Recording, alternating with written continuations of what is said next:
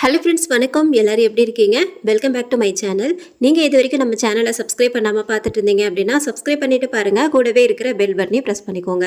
இப்போ வாங்க நம்ம கதைக்குள்ளே போயிடலாம். நேரம் காலை 8:30.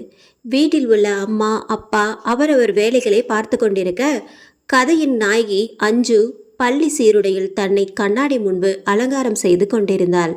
கிளம்பிட்டியாம்மா என அப்பாவின் குரல் ஒலிக்க, 5 minutes பா என்றாள் அஞ்சு. கீழே குனிந்து பொட்டை எடுத்து நெற்றியில் வைக்க கண்ணாடியை பார்த்த அஞ்சு அதிர்ச்சி ஆகிறாள். கண்ணாடியில் இன்னொரு உருவம் தெரிந்தது. அது அவள் அம்மாவின் உருவம். இந்த ஸ்கூல்லையும் ஏதாவது பிரச்சனை பண்ணா 12th உன் ஸ்கூல் லைஃப் ஓன்னு நினச்சிக்கோ. மா, நல்ல வார்த்தையே பேச மாட்டியா நீ? இதை பார்த்த அப்பா, காலையிலே உங்க சண்டையை ஆரம்பிச்சிட்டிங்களா என கத்த, கிளம்பிட்டேப்பா, வாங்க போகலாம். இப்போது அப்பா அஞ்சுவை வண்டியில் பின்னால் அமர வைத்துக்கொண்டு பள்ளிக்கு அழைத்து செல்கிறார். பைக் சென்று கொண்டிருக்க ஒரு கடையில் ஓரம் நின்று கொண்டு முகத்தை கைகளால் மூடிக்கொண்டு கை விரல்களின் இடையில் ஒருவன் வித்தியாசமாக அஞ்சுவை உற்று பார்க்கிறான். இதை அஞ்சுவும் கவனித்து கொண்டே அந்த இடத்தை கடக்கிறாள். டெய்லி பைக்கில் போனால் பெட்ரோல் கட்டுப்படி ஆகாதுமா, நாளையிலேருந்து பஸ்ஸில் போயிடணும், சரியா? சரிப்பா. அடுத்த நாள் பக்கத்து வீட்டு பெண் காவ்யா என்கிற பேபியும் இவளும் ஒன்றாக கிளம்பி பள்ளிக்கு செல்ல நடந்து கொண்டே குன்றத்தூர் பேருந்து நிலையத்திற்கு செல்கின்றனர். எதுக்குடி அந்த ஸ்கூல்ல இருந்து டிராப் ஆன? அந்த சார் என்கிட்ட தப்பா நடந்துக்கிட்டான், எல்லாருக்கிட்டையும் மாட்டி விட்டுட்டேன். அதுக்கப்புறம் தான் உனக்கே தெரியுமே, நியூஸ்ல கூட வந்துச்சே. ஆமாம், அதான் அப்பா அந்த ஸ்கூல் வேணான்னு இந்த ஸ்கூலில் சேர்த்துட்டாரு. பேபியிடம் பேசி கொண்டிருக்கும் போது அஞ்சு டக்கென திரும்பி பின்புறம் பார்க்கிறாள். யாரையும் காணோம். என்னாச்சுடி? யாரோ நம்மளை ஃபாலோ பண்ணுற மாதிரியே இருந்தது. அப்படி யாரையும் காணோமே. இருவரும் சுற்றுமுற்றும் பார்த்துவிட்டு இயல்பாக நடந்தனர். அப்போது ஒரு சுவற்றின் பின்னால் நின்று கொண்டு பள்ளி சீருடையில் ஒருவன் மெதுவாக அவர்கள் போவதை எட்டி பார்த்தான். அவன் முகம் பின்புறமாக நமக்கு காட்டப்படுகிறது. முகம் எதுவும் தெரியவில்லை. பஸ் ஸ்டாப்புக்கு சென்று பள்ளி செல்லும் பஸ்ஸில் இருவரும் ஏறி இருக்கையில் அஞ்சு அமர்கிறாள். அவள் பக்கத்தில் பேபி அமர செல்லும் போது பேபியை ஒரு கை இழுத்து பிடித்து நிறுத்தி அந்த இடத்தில் ஒரு பையன் வந்து அமர்ந்து கொள்கிறான். அவனும் அஞ்சு படிக்கும் பள்ளி சீருடைதான் அணிந்திருந்தான். ஹேய் ஸ்டூபிட், நீ என்ன பண்ற? அவன் அதற்கு பேபியை முறைத்து கொண்டே கீப் சைலண்ட் என வாய்மேல் கை வைக்க சொல்கிறான். அஞ்சுவுக்கு என்ன செய்வதென்று தெரியவில்லை. திருவென பேபியை பார்த்து முழிக்கிறாள். எழுந்திருன்னு சொன்னா ஏதாவது பிரச்சனை ஆகிடுமா, இல்ல நாமளே எழுந்து போயிடலாமான்னு மனசுக்குள்ளே யோசிக்கிறா. ஆனா அவள் எழுந்திருக்கவில்லை. ஒருவித பயத்துடன் அப்படியே அமர்ந்து கொண்டாள். பஸ் எடுத்துட்டாங்க. அவன் அஞ்சு கிட்ட எதுவும் பேசல. இவ்ளோ ஏன் அவளை திரும்பி கூட பார்க்கல. யோசனையிலேயே பள்ளி வந்து விட அனைவரும் இறங்கி பள்ளி உள்ளே நடக்க ஆரம்பிக்க அவனை காணோம். ஹே, யாருடைய அது பக்கத்துல? தெரியலடி, அவனா வந்து உட்கார்ந்துட்டான். தெரியலையா? அப்ப நீ எழுந்து வர வேண்டியது தானே? நினைச்சேன், ஆனா மனசு வரல. என்ன மனசு வரலையா? யாருடையாவா? ஏன் யாரும் இல்லாத பஸ்ல உன் பக்கத்துல வந்து உட்காரணும்? ஏதோ தப்பா இருக்கே. என்னவோ இருக்கு உங்களுக்குள்ள. சீப்போ எருமை, லூஸ் மாதிரி பேசிக்கிட்டு இருக்க. அடுத்த நாள் காலையில் அஞ்சு அவன் நண்பர்கள் எல்லாம் பஸ்ஸுக்காக வெயிட் பண்ணிட்டு இருக்காங்க. பஸ் வரல. இப்போ பஸ் வருது. அஞ்சு உடனே ஏறி சீட்ல உட்கார போறா. பேபி அவ பக்கத்துல உட்கார்ந்துக்கிறா. அப்போ நேத்து பார்த்த பையன் உள்ளே ஏறுறான். நேரா அஞ்சு பக்கத்துல வந்து நிக்கிறான். பேபியை பார்த்து, ஹலோ, பக்கத்து சீட் காலியா இருக்கு, அங்க போய் உட்காரு. ஏன் நீ போய் உட்காரு, இங்கதான் உட்காருவியா? கொடூரமாக முறைத்த அவன் கண்ணுல ஏதோ பார்த்த பேபிக்கு பயந்து போய் எழறான். அஞ்சுவுக்கு அதிர்ச்சியாக இருக்கு. அந்த பையன் உடனே அஞ்சு பக்கத்துல போய் உட்கார்றான். அஞ்சு அவளை போக விடாத மாதிரி முன்கம்பியில கை வச்சுக்கிறான். அஞ்சு அதிர்ச்சியில அமைதியா உட்காந்துக்கிறா. நல்ல திட்ட தோணுது. ஆனா அஞ்சு கொஞ்சம் பயந்த சுபாவம். ஸோ திட்டாம உட்காந்துக்கிறா. ஸ்கூல் வருது. எல்லாரும் இறங்கி உள்ள போறாங்க. இன்னைக்கும் அவன் எதுவுமே பேசவும் இல்லை, பார்க்கவும் இல்லை. ஹே, என்னடி நடக்குது இங்க? ஹே போண்டா முக்கி, எதுக்கு அவனை பார்த்தது எழுந்து பின்னாடி போன? அடிக்கிற மாதிரி பார்த்தா அதான் பயமாயிடுச்சுடி. மூஞ்சி போ. அது இருக்கட்டும், நீ வர வேண்டியது தானே? அதுவா? அவன் கையை வச்சு லாக் பண்ணிட்டான். இரு, பசங்க கிட்ட போய் கேட்கலாம் அவன் யாருன்னு. சரி. விசாரித்ததில் அவன் பேரு மனோஜ், 12ஆம் வகுப்பு கணிப்பொறியியல் மாணவன்னு தெரிய வருது. அது மட்டுமல்ல, அவன் பள்ளியின் உள்ள கால்பந்து அணியின் தலைவன். அப்புறம் இதே மாதிரி 10 நாளும் ஸ்கூல் போகும்போதும் தொடருது. மனோஜ் அஞ்சுவை பார்க்கவோ பேசவோ ட்ரை பண்ணல. ஆனா அவ பக்கத்துல மட்டும் போய் உட்கார்றான்.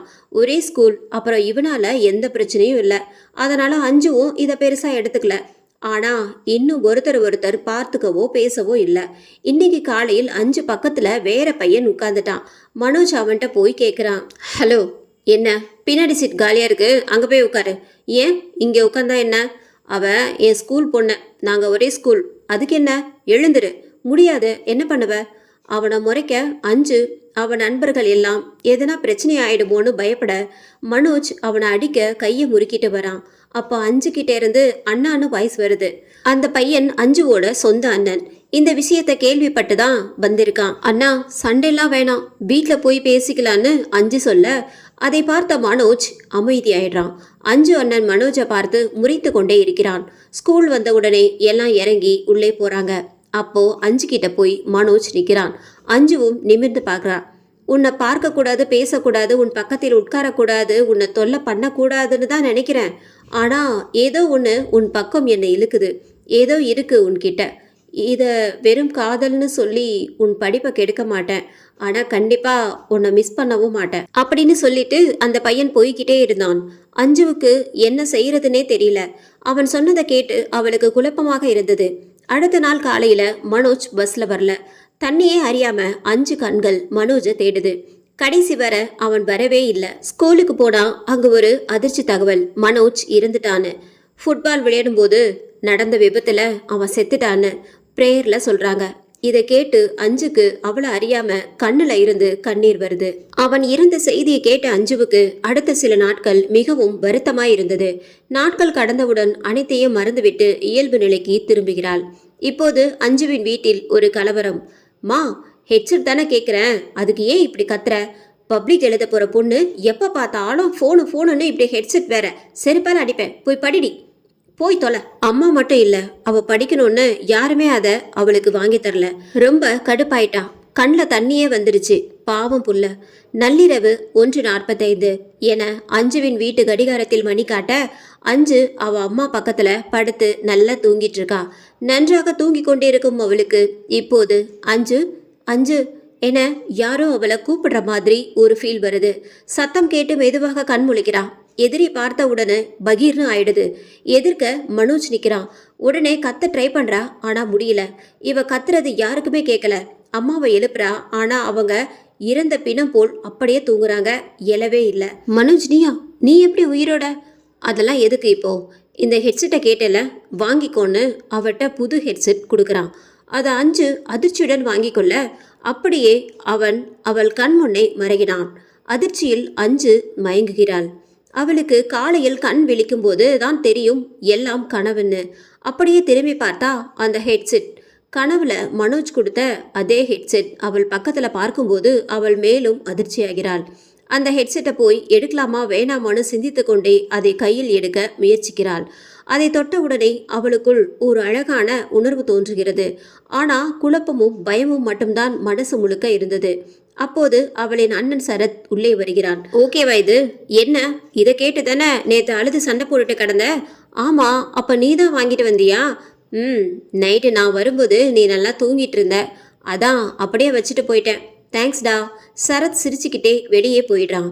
அதானே பார்த்தேன், அது வெறும் கனவு தான். நான் கூட கொஞ்சம் பயந்துட்டேன். அன்னைக்கு February 14 வழக்கம் போல் பள்ளிக்கு செல்லும்போது, ஹே, இன்னைக்கு பசங்க நில்லு உன்கிட்ட பேசணும்னு சொல்லுவாங்க. நிற்கவே கூடாது, சரியா? ஏன் இன்னைக்கு என்ன? ஓவரா நடிக்காத. இன்னைக்கு லவ்வர்ஸ் டேன்னு உனக்கு தெரியாது? அதான் மூஞ்ச பார்த்தாலே தெரியுதே, டுடே ஓவரா மேக்கப் போட்டிருக்கியே. அப்போது பின்னால் ஹலோ என்ற சப்தம் கேட்க இருவரும் திரும்பி பார்த்தனர். கையில் ரோஜாவுடன் அழகிய வாலிபன் ஒருவன் நின்றான். அவனை பார்த்தவுடன் இருவருக்கும் அதிர்ச்சி. ஏனென்றால் அவன் அவ்வளவு அழகு. இருவரின் மனதிலும் என்ன ஒரு ஓட்டம். டேய், எனக்கு ப்ரப்போஸ் பண்ணடா, வேற யாருக்கும் பண்ணிடாதடா என. ஆனால் வெளியே ஏதோ பிடிக்காதது போல் இருவரும் ஒரு முகபாவனை. அப்போது அவன் ஐ லவ் யூ அஞ்சு என அஞ்சுவிடம் பூவை நீட்ட அஞ்சுவுக்கோ ஒரு பக்கம் குழப்பம். இவனை நம்ம பார்த்தது கூட இல்லை, எப்படி நம்ம பேரை சரியா சொல்றான்னு. இன்னொரு பக்கம் சந்தோஷம், இவன் நமக்கு தான் ப்ரப்போஸ் பண்றான்னு. அஞ்சு ப்ளீஸ் டேக் த ரோஸ். நான் எதுக்கு இதை வாங்கணும்? லவ் ப்ரப்போசல்னு தப்பா எடுத்துக்க வேண்டாம், உன்னை எனக்கு நல்லா தெரியும். பட் என்ன உனக்கு தெரியுமான்னு தெரியல, நீ ஸ்கூல் படிக்கிற சின்ன பொண்ணு. இது லவ்னு எல்லாம் சொல்லி உன் படிப்பை ஸ்பாயில் பண்ண மாட்டேன். ஆனால் கண்டிப்பாக உன்னை மிஸ் பண்ணவும் மாட்டேன். இதை கேட்ட அஞ்சுவின் கண்ணில் அதிர்ச்சி. அவன் பேசிய வார்த்தைகள் அப்படியே மனோஜை நினைவுபடுத்தியது. தன்னை அறியாமலேயே அவனிடம் அந்த ரோஜாவை வாங்கி தன்னுடைய தலையில் வைத்துக் கொள்கிறாள். அவன் மிகுந்த மகிழ்ச்சி அடைகிறான். அஞ்சு அவனை பார்த்தவாறே பள்ளிக்குள் நுழைகிறாள். ஓய், யாருடி அவன்? தெரியலையே. அடிப்பாவி, யாரு என்னன்னே தெரியாம அவன் கொடுத்த ரோஸை வாங்கி தலையில வைக்கிற. வச்சா என்ன? வச்சா என்னவா? தூக்கிட்டு போய் மேட்ரை முடிச்சுட்டு விட்டுருவானுங்க, பார்த்துக்கோ. என்ன முன்ன பின்ன தெரியாதவன் லவ் எல்லாம் அப்செட் பண்ணக்கூடாதுடி. ஹே, உனக்கு பொறாம தானே அவன் உங்ககிட்ட எல்லாம் ப்ரப்போஸ் பண்ணலன்னு? போடி பைத்தியம், உன்கிட்ட எல்லாம் மனுஷி பேசுவாளா? சீப்போ. அந்த பையனை எனக்கு பிடிச்சிருக்குன்னு நினைக்கிறேன். அந்த டே ஃபுல்லாக எனக்கு அவன் நினப்பாவே இருந்தது. ஸ்கூல் விட்டு வெளியே போகும்போது அவன் எனக்காகவே வெயிட் பண்ணுவான்னு நம்புகிறேன். ஆனால் வெளியே போனேன்னா அது நடக்கலை. அவன் இல்லை. அன்னைக்கு மட்டும் இல்லை, தொடர்ந்து ஒரு வாரமாக அவனை தேடுறேன். அவன் வரவே இல்லை. அன்னைக்கு ஞாயிற்றுக்கிழமை அம்மா அப்பா அஞ்சு மூவரும் துணி கடைக்கு செல்கின்றனர். செல்லும் வழியில் சுவர் ஒன்றில் ஒட்டப்பட்டிருந்த ஒரு போஸ்டரை பார்த்து அஞ்சு அதிர்ச்சியாகிறாள். அது ஒரு கண்ணீர் அஞ்சலி போஸ்ட். அதுல அவகிட்ட ப்ரப்போஸ் பண்ண அந்த பையனோட முகம். இப்போது அவளையே அறியாமல் அவள் கண்களில் கண்ணீர் துளிகள். மெதுவாக அதை பார்த்தவாறு நடந்து கொண்டே சோகத்துடன் அதை கடந்து செல்கிறாள். அப்பா அம்மாவுக்கு தெரியாமல் அவள் கண்ணீர் துளிகளை துடைத்துக் கொள்கிறாள். எவ்வளவு வருத்தம் இருந்தாலும் காலம் அனைத்தையும் மறக்கடித்துவிடும். வழக்கம் போல சில நாட்களில் அந்த சோகமும் அவளை விட்டு நீங்கி இயல்பு நிலைக்கு திரும்புகிறாள். ஆனால் அவள் மனதில் ஒரு உறுதிமொழி எடுத்துக்கொள்கிறாள். இனி நாம் யாரையும் விரும்பக்கூடாது. நாம் நேசிக்கின்ற காரணத்தினால்தான் அவர்கள் இறக்கிறார்கள் என்ற குற்ற உணர்ச்சியுடன் அஞ்சுவின் அறையில் உட்கார்ந்திருந்தாள். நேரம் இரவு 12:45. அஞ்சு அரசு தேர்வுக்காக படித்து கொண்டிருக்கிறாள். அப்படியே மெதுவாக தூக்கத்தில் அவள் கண்கள் சொக்க ஆரம்பிக்கிறது. தூங்கி வலியும் அந்த நேரத்தில் ஐயோ என அம்மா கத்தும் பயங்கர சத்தம். அதிர்ச்சியில் அஞ்சு வெளியே சென்று பார்க்க அண்ணனின் அரைக்கதவை அம்மாவும் அப்பாவும் கண்ணீருடன் பயங்கரமாக தட்டி கொண்டிருக்கின்றனர். அஞ்சு வேகமாக அருகில் சென்று என்ன ஆச்சு என கேட்க, அண்ணாவை பாரடி என பதற்றத்துடன் சொல்ல, அஞ்சு ஜன்னல் வழியாக அண்ணனை பார்த்து அதிர்ச்சியாகிறாள். சரத் தூக்கில் தொங்கிக் கொண்டு சாவின் விளிம்பில் உள்ளான். ஐயோ அண்ணா என அஞ்சு கத்தவும் அப்பா கதவை உடைத்து உள்ளே சென்று அவன் கால்களை பற்றுகிறார். மயக்க நிலைக்கு போன சரத் இப்போது மருத்துவமனையில் அனுமதிக்கப்படுகிறான். அவன் உடம்பு சரியாகி வீட்டுக்கு வர வரைக்கும் யாரும் ஏன் இப்படி பண்ணிக்கிட்டேன்னு கேட்கக்கூடாது. எதுவா இருந்தாலும் வீட்டில் வச்சு பேசிக்கலாம், சரியா என்று அஞ்சுவின் அப்பா சொல்ல, அவளுடைய அம்மா சரிங்க என்று சொன்னாள். அவனை விட்டு ஒரு நிமிஷம் நகரக்கூடாது. அடுத்த நாள் சரத் குணமாகி வீட்டிற்கு அழைத்து வரப்படுகிறான். இப்போது சரத்தின் அறையில் அவனை சுற்றி மூவரும் இருக்க, டேய் சரத், தற்கொலை பண்ணிக்கிற அளவுக்கு என்னடா நடந்துச்சு? ஏண்டா இப்படி பண்ணிக்கிட்ட? பித்து பிடித்தார் போல் எதுவும் பேசாமல் விட்டத்தை பார்த்து கொண்டே அமைதியாக உள்ளான். என்னதாண்டா பிரச்சனை? எதுவா இருந்தாலும் அப்பா கிட்ட சொல்லு, நான் பார்த்துக்கிறேன்ப்பா. அண்ணா, லவ் ஃபெயிலியராடா? சொல்லுடா, பார்த்துக்கலாம். இப்படி மட்டும் பண்ணிக்காத ப்ளீஸ். யாருடைய கேள்விக்கும் அவன் பதில் சொல்லவில்லை. இவன் அமைதியை பார்த்து மூவரும் வருத்தப்பட, திடீரென சரத்துடைய அம்மா, சொல்லுடா செல்லம், என்னடா பண்ணுது உனக்கு? இந்த வீட்டை காலி பண்ணிடுவோமா? இங்க ஏதோ ஒன்று இருக்குமா? இதை கேட்ட மூவரும் அதிர்ச்சி ஆகிறார்கள். என்ன நடந்தது சரத்? நான் மொபைலில் கேம் விளையாடிட்டு இருந்தேன். யாரோ என்னை கூப்பிடுற மாதிரி இருந்தது. ஆனால் யாரையும் காணோம். அதுக்கப்புறம் என்ன நடந்ததுன்னு சத்தியமாக எனக்கே தெரியலப்பா. நான் தூக்கில் தொங்கிட்டு இருக்கேன். நான் தற்கொலை பண்ணிக்கிற அளவுக்கு கேவலமான ஆள் இல்லைம்மா. என்னை யாரோ தற்கொலைக்கு தூண்டுறாங்க. அதான் சொல்கிறேன், இந்த வீட்டில் ஏதோ ஒன்று இருக்குது. உடனே காலி பண்ணிடுவோம். சரிடா சரத், கண்டிப்பாக காலி பண்ணிடலாம், நீ பயப்படாத. மூவரும் சரத் கூடவே சோகமாக நீண்ட நேரம் அமர்ந்திருந்தனர். நேரம் இரவு 1 மணி. சரத், சரி நீங்கள் போய் படுங்க உங்கள் ரூமில். எல்லோரும் இங்கேயே தூங்கலாம். இங்கே எப்படி 4 பேர் படுக்க முடியும்? அஞ்சு, நீ உன் ரூம் போயிட்டு படு. நானும் அம்மாவும் அண்ணா கூட இருக்கோம். சரிப்பா. அஞ்சு இப்போது அவள் அறைக்கு சென்று படுக்கிறாள்.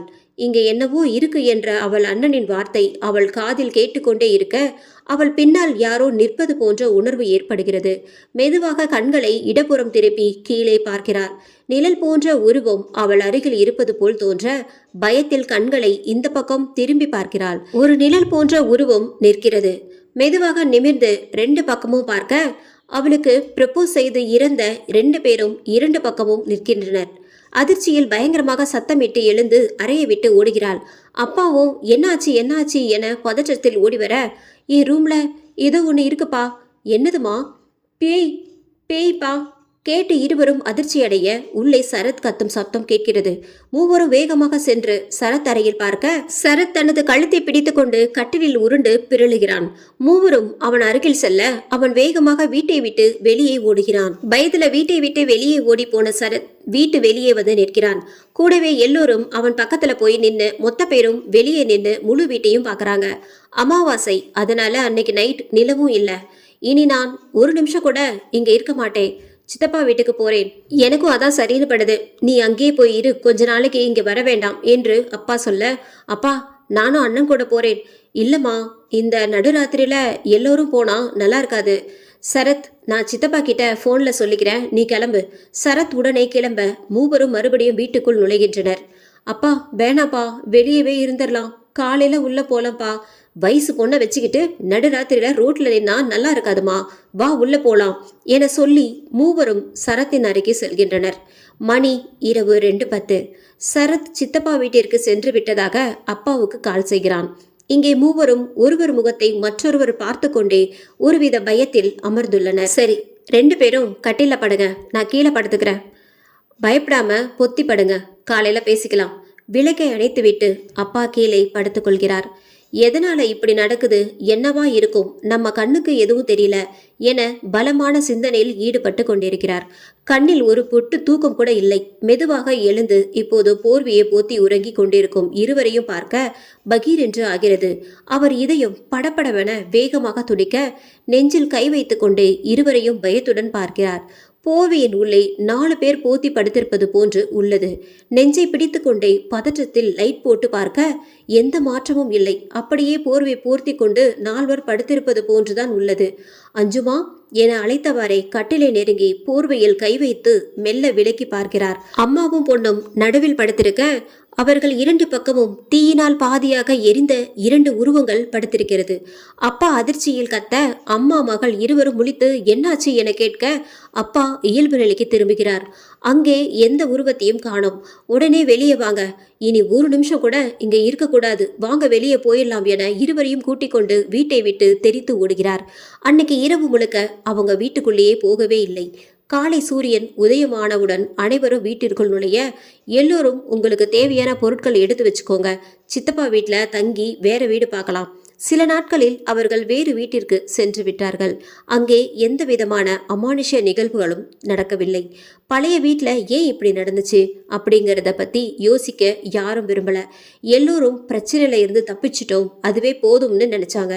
இவங்க குடும்பத்தை பொறுத்த வரைக்கும் இந்த பிரச்சனை இவங்க வாழ்க்கையில இவங்க கடந்து வந்த ஒரு அமானுஷ்ய நிகழ்வு, அவ்வளவுதான். நாட்கள் மிகவும் வேகத்தில் நகர்ந்தது. 5 பள்ளி படிப்பை முடித்துவிட்டு ஜோசப் கல்லூரியில் பொறியியல் 1ஆம் ஆண்டு படிக்க தொடங்குகிறாள். இப்போது வகுப்பில் ஆசிரியர் பாடம் எடுத்துக்கொண்டிருக்க, ஸ்டூடெண்ட்ஸ் எப்பவும் படிச்சுட்டு மட்டுமே இருந்தா போர் அடிச்சிடும். ஸோ ஒரு மாற்றத்துக்காக இன்னைக்கு இன்ட்ரெஸ்டிங்கா ஏதாச்சும் பண்ணுவோம், சரியா? என்ன பண்ணலாம் சார்? லைஃப்பில் எல்லோரும் கண்டிப்பாக ஒரு தடவையாவது அமானுஷ்ய நிகழ்வுகளை கண்டிப்பாக சந்திச்சிருப்பீங்க. அதை இப்போது எல்லோரும் ஷேர் பண்ணுங்க. மாணவர்கள் அனைவரும் வரிசையாக தங்கள் அனுபவங்களை பகிர அஞ்சுவும் இதுவரைக்கும் அவள் வாழ்க்கையில் நடந்த எல்லாத்தையும் சொல்கிறா. ஒரு வழியாக வகுப்பு முடியுது. அஞ்சு, அப்புறம் நீ மட்டும் என்னை வந்து தனியாக பாரு. எதுக்கு சார்? நீ சொன்னதை பற்றி உன்கிட்ட சில டவுட்ஸ் கேட்கணும். Okay sir. எல்லோரும் மதிய உணவு சாப்பிட்றாங்க. அப்போ ஒருத்தன் அஞ்சு பக்கத்துல வந்து உட்கார்றான். அவன் பேர் பாலா. பாலாவை பார்த்ததும் அஞ்சு கண்ணில் ஒரு வித மகிழ்ச்சி தெரிகிறது. ஹே அஞ்சு, என்னடா? ஹே, இப்ப நீ சொன்னது உன் வாழ்க்கையில உண்மையா நடந்ததா இல்ல அடிச்சு விட்டியா?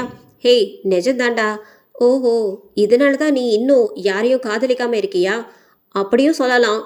ஓ, அப்போ நீ காதலிச்ச பையன் செத்துருவானா? டேய், ஆளை விடுறா, எனக்கு பசிக்குது, நான் சாப்பிட போறேன். சாப்பிட்டு முடித்துவிட்டு அஞ்சு அங்கே இருந்து போயிடுறான். போகும்போது பாலாவை காதல் பார்வையுடன் திரும்பி திரும்பி பார்த்து கொண்டே செல்கிறாள்.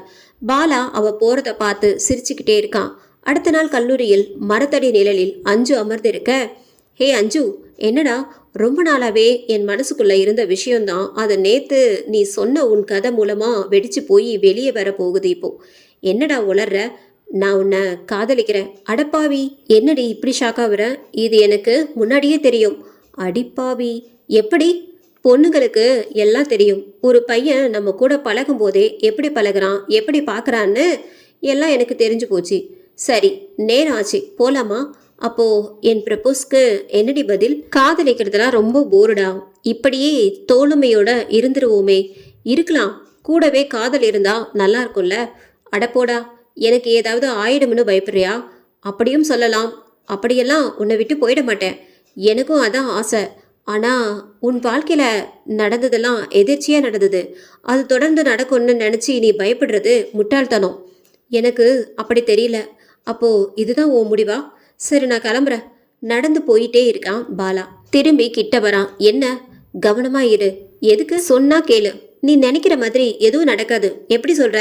நீ தான் என் காதலை ஒத்துக்கலையே, அப்புறம் எப்படி? ஆமால. சரி கிளம்பு. போடி லூசு. அஞ்சு வெளியே தன் பாலா காதலை ஒத்துக்கல. ஆனா மனசுக்குள்ள அவனை காதலிச்சுட்டு தான் இருக்கா. அடுத்த நாள் கல்லூரிக்கு அஞ்சு பாலாவுக்கு ஏதாவது ஆகிவிடுமோ என்ற பயத்தில் கல்லூரிக்கு நுழைகிறாள். தோழிகளிடம் பாலா எங்கே என கேட்க அவன் இன்று கல்லூரிக்கு வரவில்லை என சொன்னவுடன் அஞ்சுவுக்கு அதிர்ச்சி ஆகிவிடுகிறது. உடனே பாலா நம்பருக்கு கால் செய்ய சுவிட்ச் ஆஃப் என வருகிறது. பயத்தில் அவளுக்கு அழுகிய வந்துவிட்டது. கண்ணீருடன் இருக்கையில் சென்று அமர, என்னாச்சு செல்லம் என அருகில் ஒரு குரல். நிமிர்ந்து பார்த்தால் பாலா. அப்படியே அழுது கொண்டே அவனை கட்டி அணைத்து முத்தமிடுகிறாள். ஐ லவ் யூ என கட்டி அவனை தழுவிக் கொள்கிறாள். ஒரு பாடல் ஒன்று ஆரம்பிக்க அழகான காதலுடன் 4 ஆண்டுகள் கல்லூரியில் கடந்து முடிகிறது. இன்று கல்லூரியின் இறுதி நாள். இருவரும் கட்டி அணைத்து கொண்டு அமர்ந்திருக்க, மிஸ் யூடா, ஜாப்ல ஜாயின் பண்ண உடனே உங்க வீட்டில் வந்து பொண்ணு கேட்குறேன், நமக்கு கல்யாணம் ஓகே வச்சலும். சொன்னபடி பாலா சில நாட்களின் வேலையில் சேர்கிறான்.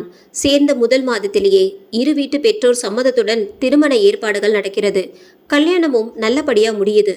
முதல் இரவு அறை. பாலா உள்ளே காத்துட்டு இருக்கான். அஞ்சு வர விளக்கு அணைச்சிடலாம், கொஞ்ச நேரம் இருக்கட்டும், அப்புறம் விளக்கு அணைஞ்சிடுச்சு சீக்கிரமானு பெருசுங்க கிண்டல் பண்ணுவாங்க, எதுக்கு வம்பு.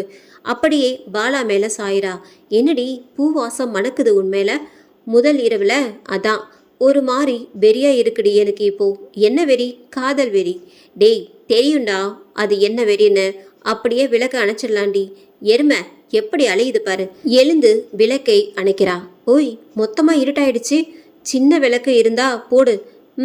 கிட்ட பார்த்தா முகம் மட்டும் தெரிகிற மாதிரி சின்ன விளக்கு ஒன்று போடுறா.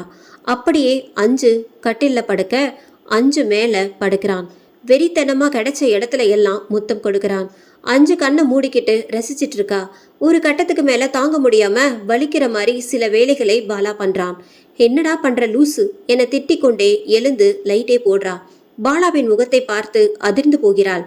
அது பாலா இல்லை, வேறு ஒரு ஆள்.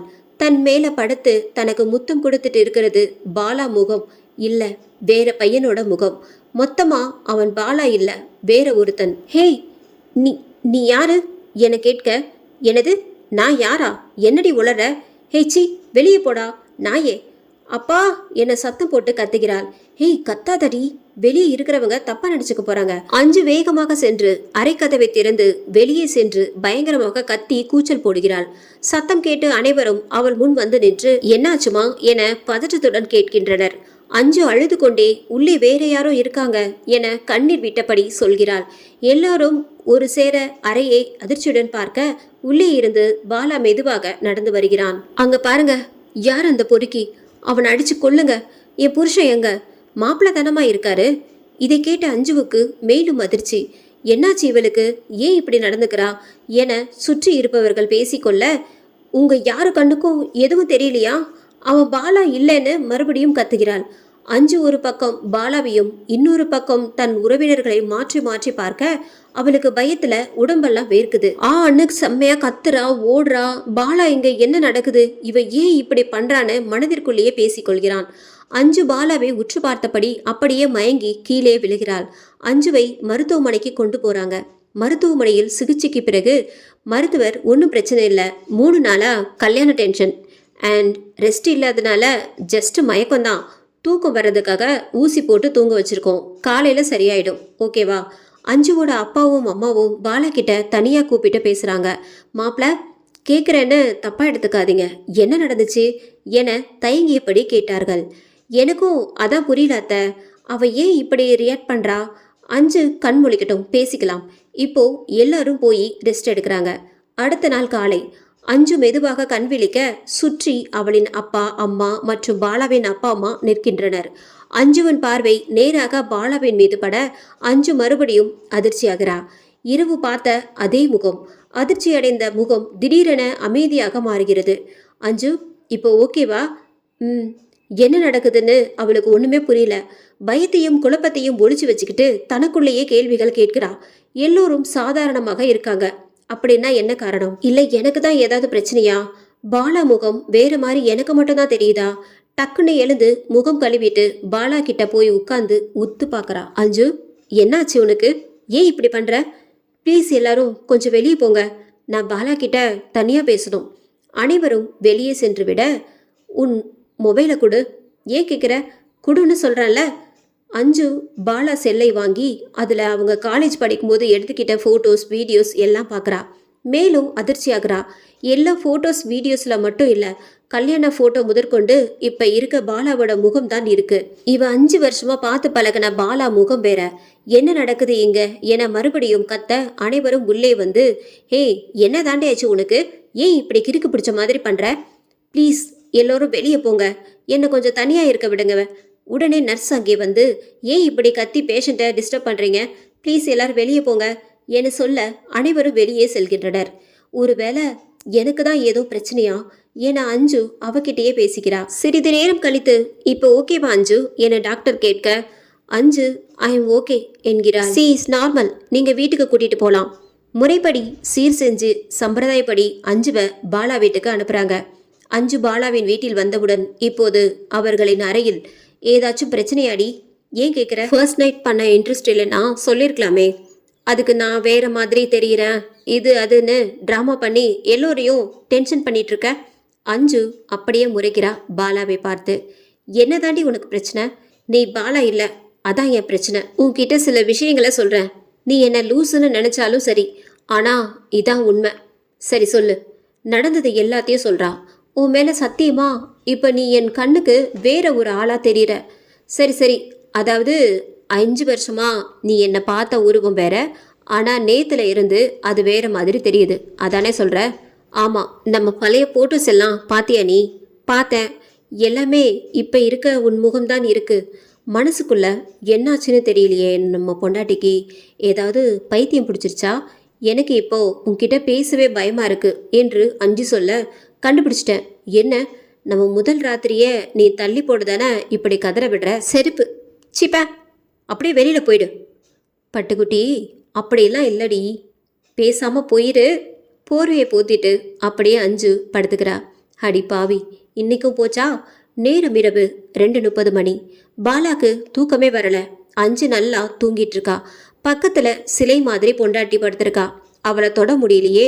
குலதெய்வம் நித்யானந்தா, என்னடா சோதனை? சரி, சும்மா காலை மேலே போட்டு பார்ப்போம். போட்டா நேத்து மாதிரி எழுந்து போடிடுவாளோ? எதுக்கு வம்பு? அப்படியே பார்த்துட்டே படுத்துக்குவோம், அதான் எல்லாருக்குமே நல்லது. தூங்குடா தம்பி, நல்லா தூங்குடா. அப்படியே பொழுது விடியுது. அஞ்சு பாலாவை தள்ளி வைக்கிறதும் பாலா கடுப்பாகிறதும் இப்படியே 10 நாளாக போகுது. ஒரு கட்டத்துக்கு மேலே பாலாவால் இதை பொறுத்துக்க முடியல. இன்று இரவு அறையில், அஞ்சு நீ பண்ணுறது சரியில்லை, வெறுக்கிறதா இருந்தா நேரடியாக சொல்லிடு. இப்படி ஏதேதோ சொல்லி வெறுப்பேற்றிக்கிட்டு இருக்காத. என் பொறுமைக்கு ஒரு எல்லை இருக்கு. அமைதியா இருக்கா அஞ்சு. இப்போ என்ன தாண்டி பண்ண சொல்ற? சொல்லு, நான் பண்ணுறேன். எனக்கு நடக்கிறது உனக்கு நடந்தா தெரியும். ஹேய், இப்போ என்ன பண்ணலான்னு தான் கேட்டேன், அதுக்கு மட்டும் பதில் சொல்லு. எனக்கு ஏன் இப்படி நடக்குதுன்னு எனக்கு தெரிஞ்சாகணும். என்னை சுற்றி ஏதோ தப்பாக நடக்கிற மாதிரி இருக்கு. சரிடி, என் முகம்தான் மாறி போச்சுன்னு சொல்கிற. இதுக்கு முன்னாடி என்னை இத்தனை வருஷமாக பார்த்தேன்னு சொல்கிறல்ல, அந்த முகம் எப்படி இருக்குன்னு சொல்லு. முகத்தை எப்படி சொல்லி புரிய வைக்க முடியும்? சரி, வரைஞ்சு காட்டு. சரி, நாளைக்கு முயற்சி பண்ணுறேன். அப்போ இப்போ தூங்கு பேசாம. வெறுப்பேத்தாதடி. என்ன, நான் வெறுப்பேத்துறேனா? ஒன்றுமே இல்லையே. அப்படியெல்லாம் ஒன்றுமே இல்லை. அப்போ மூடிட்டு படு. மூடிதானே ஆகணும். அடுத்த நாள் பாலா வேலைக்கு கிளம்பிடுறான். அஞ்சு அவ மடிக்கணியில் உட்கார்ந்து பாலா முகத்தை வரைய முயற்சிக்கிறா. 5 மணி நேரம் முயற்சி பண்ணி கடைசியா அவ நினைச்ச மாதிரி அவ காதலிச்ச பாலாவோட உருவத்தை அவ கொண்டு வரா. இதை பார்த்து அஞ்சுக்கு கண்ணெல்லாம் கலங்குது. ராத்திரி பாலா வந்த உடனே பாலாக்கு அந்த படத்தை காட்டுறா. என்னை விட அழகு கம்மி தான் போல, ரொம்ப முக்கியம். இப்போ எதுக்கு இந்த படத்தை என்கிட்ட கேட்ட? என் நண்பன் ரஞ்சித்னு ஒருத்தன் இங்கே தான் இன்ஸ்பெக்டராக இருக்கான். படத்தை காட்டினா போதும், யாரு என்னன்னு விவரம் வாங்கிடலாம். ஆனால் அவன்கிட்ட என் கதையை சொன்னாதான் காரி துப்புவான்னு நினைக்கிறேன். ஓஹோ, நல்லது. நாளைக்கு முதல்ல இந்த வேலையை கவனி. அப்போ இப்போ வழக்கம் போல தான். என் பொறுமைக்கும் ஒரு எல்லை இருக்குடி. சி, மூடிட்டு படு. ஏண்டி, உனக்கெல்லாம் மூடே ஆகாதா? ஆகும்போது தெரியும். ஆயிட்டாலும்.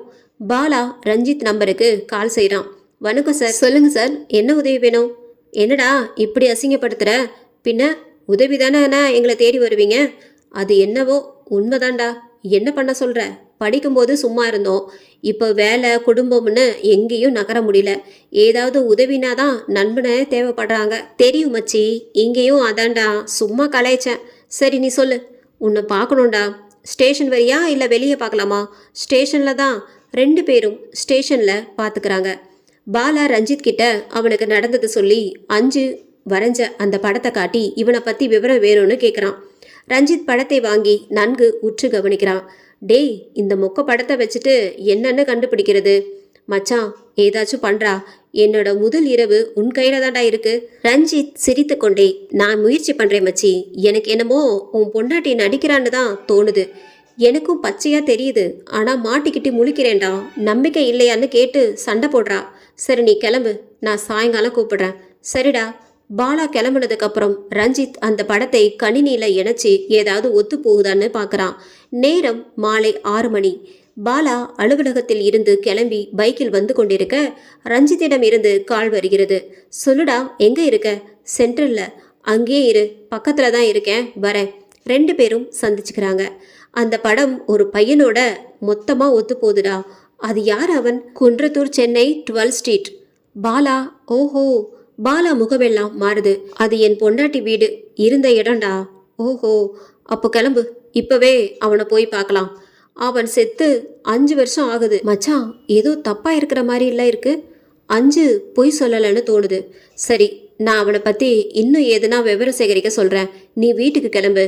அப்புறம் உன் பொண்டாட்டிய கொஞ்சம் பத்திரமா கையாளு. நான் பார்த்துக்கிறேன். பாலா இதை பற்றியே யோசனை பண்ணிட்டே வீட்டுக்கு போயிட்டு இருக்கான். என்னவோ இருக்கு இதில். எப்படி யோசிச்சாலும் எங்கேயோ இருக்குது. அவ கூட பழகின 5 வருஷத்துல என்கிட்ட இப்படி கேவலமாக பொய்யெல்லாம் சொன்னதில்லை. ஒருவேளை அவ சொல்றது உண்மையா இருந்தா. வீட்டில் பாலா குளிச்சுட்டு சாப்பிட வரான். அம்மா சாப்பாடை எடுத்து வைக்கிறாங்க. பாலா, உனக்கும் உன் பொண்டாட்டிக்கும் ஏதாவது சண்டையா? ஏன் கேட்குறமா? அறையை விட்டு வெளியே வரமாட்றா. யாரு கூடயும் பேச மாட்டேன்றா. புது வீடு இல்லைம்மா, எல்லாத்தையும் விட்டு வந்திருக்கால, அதான் வருத்தமா இருக்கும். விடு, போக போக சரியாயிடும். நாங்கள் புதுசு தான், ஆனால் நீ அவளுக்கு பழசு தானே. வந்து புருஷனுக்கு சாப்பாடு எடுத்து வைக்கிறத விட அவளுக்கு என்ன உள்ள வேலையா? புதுசாக வந்திருக்காளேன்னு பார்க்குற இல்லை? மரியாதை கேட்டுரும். மா, நீ வேற எதுவும் 7:30 கூட்டிடாத, நான் பார்த்துக்கிறேன். இப்போ உள்ளே போய் கதவை சாத்துறான் பாலா. 5 உருன்னு உட்காந்துருக்கா. ஓய் பொண்டாட்டி, அப்படி கூப்பிடாத. அட கொடுமையே, ஏன் இப்படி? எத்தனை வாட்டி சொல்றது, நீ பாலா இல்லை. இன்னும் என் வாழ்க்கையில என்னெல்லாம் கொடுமைகளை பார்க்க போறேன்னு தெரியல. அந்த போட்டோ பத்தின விவரம் என்னாச்சு? அவன்கிட்ட நான் அசிங்கப்பட்டது தான் மிச்சம். அப்படி யாருமே இல்லையா? ஆனா ஒரு சில பேரோட முகம் ஒத்து போகுதாம். அவங்கெல்லாம் ஆஸ்திரேலியா, இங்கிலாந்துல இருக்கிறவங்க முகமாம். சரி, நீ சங்கடப்படக்கூடாதுன்னு அவங்கள பத்தியும் விவரம் எடுத்தானாம். அவங்கெல்லாம் இந்தியா வந்ததே இல்லைன்னு குறிப்புகள் சொல்லுது. 5, நாங்க எல்லாரும் பொய் சொல்றோம், நீ மட்டும் உண்மையை சொல்றியா? கொஞ்சம் யோசிச்சு பாரு. இதை பற்றி இன்னைக்கு நான் டாக்டர் கிட்ட கூட கேட்டு பார்த்துட்டேன். வெளிநாட்டில் நிறைய பேருக்கு இப்படி நடந்திருக்கான். அது மூளையில் ஏற்படுற சில அதிர்வுகள் காரணம். நம்ம ரொம்ப நாள் நெருங்கி பழகின ஒருத்தரோட முகம் அப்படியே வேற மாதிரி தெரியுமா? நீ நம்பலைனா நாளைக்கு என் கூட வா, டாக்டரே நிரூபிப்பாரு. அப்படியா? அப்படிதான்டி. இதுக்கு மேலே உனக்கு எப்படி நிரூபிக்கிறதுனே எனக்கு தெரியல. எனக்கு தான் ஏதோ பிரச்சனைன்னு சொல்றியா என்று 5 கேட்க, அது பிரச்சனை எல்லாம் ஒன்றும் இல்லை. ஒருவர் இன்னொருவராக தெரிதல், அவ்வளவுதான். இதனால ஒரு பிரச்சனையும் இல்லைன்னு டாக்டர் சொல்லிட்டாரு. இப்போ யோசிச்சுட்டே அமைதியா படுத்திருக்கா 5. மனதில் ஏற்கனவே அவ நல்லா பயந்துருக்கா. இந்த நேரத்தில் அவளுக்கு நடக்கிறது உண்மைன்னு ரஞ்சித் சொன்ன எதை பற்றியும் அவகிட்ட சொல்றது எனக்கு சரியா படலை. அதனால்தான் பொய் சொல்லிட்டேன். தன் மனதிற்குள் பேசிக்கொள்கிறான். நீ ஓகே தானே? ஏன் இந்த வெயில் காலத்தில் புடவையோட படுத்திருக்க? வேற மாத்திட்டு படுக்கலாம்ல? 5 எழுந்து பாத்ரூமுக்கு துணியை எடுத்துக்கிட்டு போறா. ஏண்டி, புருஷன் முன்னாடி துணி மாத்தினா என்னவா? பதில் சொல்லாம உள்ள போய் மாத்திட்டு வரா. என்னமா இருக்காடா என் பொண்டாட்டி, அழகு என்ன தூக்குதே. என்ன, இதை மட்டும் கேளு. குட் நைட் அஞ்சு. நேரம் 1:45. பாலா தூங்கிட்டான். ஆனா அஞ்சு இன்னும் தூங்கல. இந்த பக்கம் திரும்பி பார்த்த மாதிரியே படுத்திருக்கா. இப்போ மெதுவா பாலாவை திரும்பி பார்க்கறா. சின்ன விளக்கு கூட போடல. இருட்டுல அப்படியே கிட்ட போய் பாலா முகத்தை பார்க்கறா. நல்லா உத்து உத்து பார்த்துட்டே இருக்கா. பக்குன்னு ஆயிடுது. பாலா கண்ணை திறக்கிறான். என்ன டார்லிங், மூடுக்கு தயாராயிட்ட போல? எனக்கு உன் பக்கத்துல படுக்கவே பயமா இருக்கு என்று அஞ்சு சொல்ல, எனக்கும் தான். உனக்கு ஏன்? ஒன்றும் இல்லை, சொல்லு, உனக்கு ஏன் பயமா இருக்கு? அதான் நாளைக்கு சொல்றேன், இப்போ எனக்கு தூக்கம் வருது. Good night. அடுத்த நாள் பாலா ரஞ்சித்துக்கு கால் பண்றா. என்னடா, அவனை பத்தின விவரம் ஏதோ கிடைச்சதா? இல்லடா, இதுல வேற எந்த போலீஸும் விசாரிச்சா சரி வராது, நாமளே போலாம், போய் விசாரிக்கலாம். அதுவும் சரிதான். இப்போ நான் எங்கே வரணும்? 2 பேரும் குன்றத்தூர் சைட் காலனிக்கு போகிறாங்க. அந்த செத்துப்போன பையன் பேர் என்ன? கர்ணன். இதான் அவங்க வீடு. அவங்க வீடு பூட்டி இருக்கு. பக்கத்தில் இருக்கிற ஒரு பாட்டிக்கிட்ட அவங்கள பற்றி கேட்குறாங்க. பாட்டி, இந்த வீடு ஏன் பூட்டி இருக்கு? இந்த வீடு 5 வருஷமா பூட்டி தாயா இருக்கு. நாங்கள் இந்த வீட்டில் இருந்த கர்ணன் அப்படிங்கிற பையனை தேடி வந்திருக்கோம். அவனை பற்றி உங்களுக்கு ஏதாவது தெரியுமா பாட்டி? அந்த பையன் செத்து 5 வருஷத்துக்கு மேல ஆகுதியா. அவன் செத்ததுக்கு அப்புறம் அவங்க அம்மா இங்க இருந்து தனியா என்ன பண்ண போறோம்னு அவங்க அம்மா வீட்டுக்கே போயிட்டாங்க. பாட்டி, அந்த பையன் எப்படி செத்தான் என்று பாலா கேட்க, தூக்கு மாட்டிதான். என்ன காரணம்னு தெரியுமா பாட்டி? சரியா தெரியல, ஏதோ காதல் தோல்வின்னு எல்லோரும் பேசிக்கிட்டாங்க. காதல் தோல்வியில தற்கொலை பண்ணி செத்துருக்கான். அவனோட முகத்தை தான் உன் முகத்துல அஞ்சு பார்த்துருக்கா. அவனோட முகம் என் முகத்துல ஏன் அஞ்சுக்கு தெரியணும்? ஒருவேளை கர்ணன் காதலிச்சது அஞ்சுவா இருக்குமோ? ஆனா அவளுக்கே தெரியாம எப்படி லவ் பண்ண முடியும்? பண்ணலாம், ஆனா காதலிச்சது பொண்ணுக்கே தெரியல. அந்த காதலுக்காக எதுக்கு தற்கொலை பண்ணணும்? அங்கதான் இடிக்குது. ஒருவேளை அஞ்சு எதையும் மறைக்கிறாளா நம்ம கிட்ட? அப்படி கூட இருக்கலாம். மச்சி, போலீஸ் ரெக்கார்ட்ல கூட கர்ணன் தற்கொலையில செத்த மாதிரி தான் இருக்கு. ஆனா காதலால தான் செத்தான், இந்த பொண்ணால தான் செத்தான்னு எதையும் குறிப்பிடலடா. இப்போ நான் அவன் வீட்டை உடைச்சிட்டு உள்ளே போகலான்னு சொல்கிறேன். நீ என்ன சொல்கிற? போகலாமே. பாலா, ரஞ்சித் 2 பேரும் கர்ணன் வீட்டை உடைச்சிட்டு உள்ளே போக முடிவு பண்ணுறாங்க. போலீஸ்காரனையே திருடன் மாதிரி பூட்டை உடைக்க வச்சிட்டியடா. டே, இன்வெஸ்டிகேஷன் தான் இது, திருட்டு இல்லை. 2 பேரும் பூட்டை உடைச்சி வீட்டு கதவை திறக்கிறாங்க.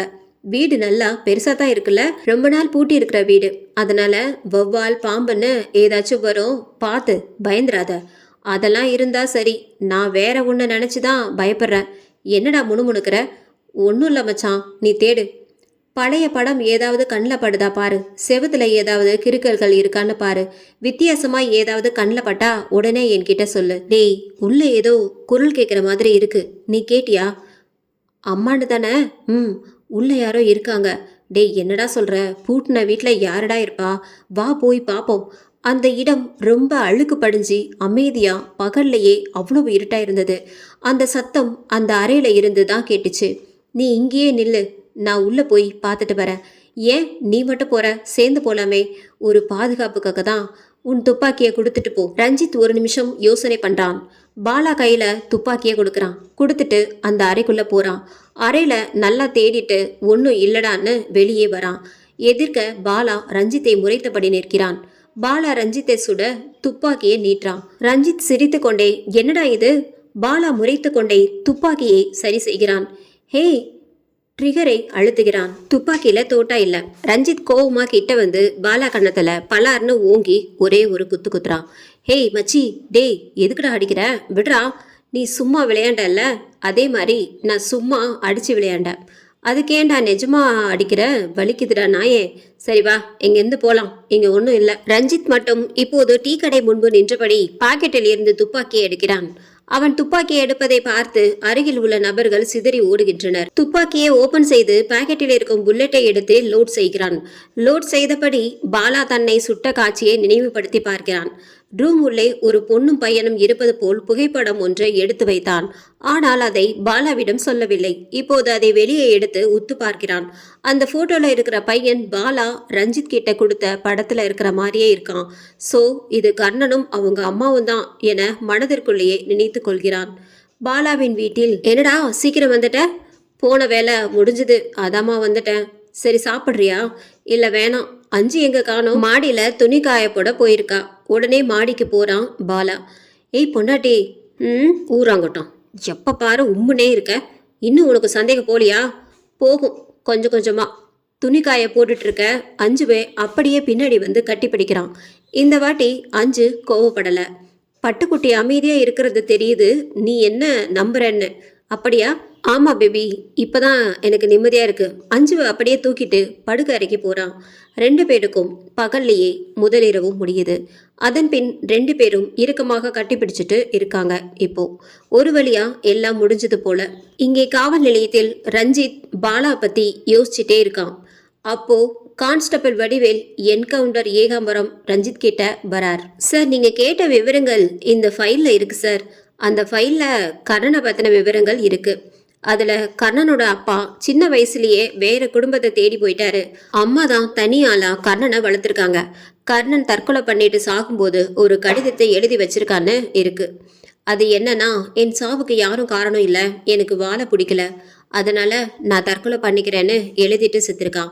போலீஸ் விசாரணையில் அது உண்மைன்னு நிரூபணம் ஆகியிருக்கு. அதனால தான் போலீஸ் கண்டிப்பாக இது தற்கொலைன்னு முடிவு பண்ணி வழக்க முடிச்சிருக்காங்க. மிஸ்டர் என்கவுண்டர் ஏகாம்பரம், சொல்லுங்கள் சார், பிரியாணி சாப்பிட போகலாமா? வேணாம் சார். யோ, நான் காசு தரையா? அப்போ வரேன் சார். உணவகத்தில் சார், ஒரு சின்ன விண்ணப்பம். சொல்லுங்க ஏகா.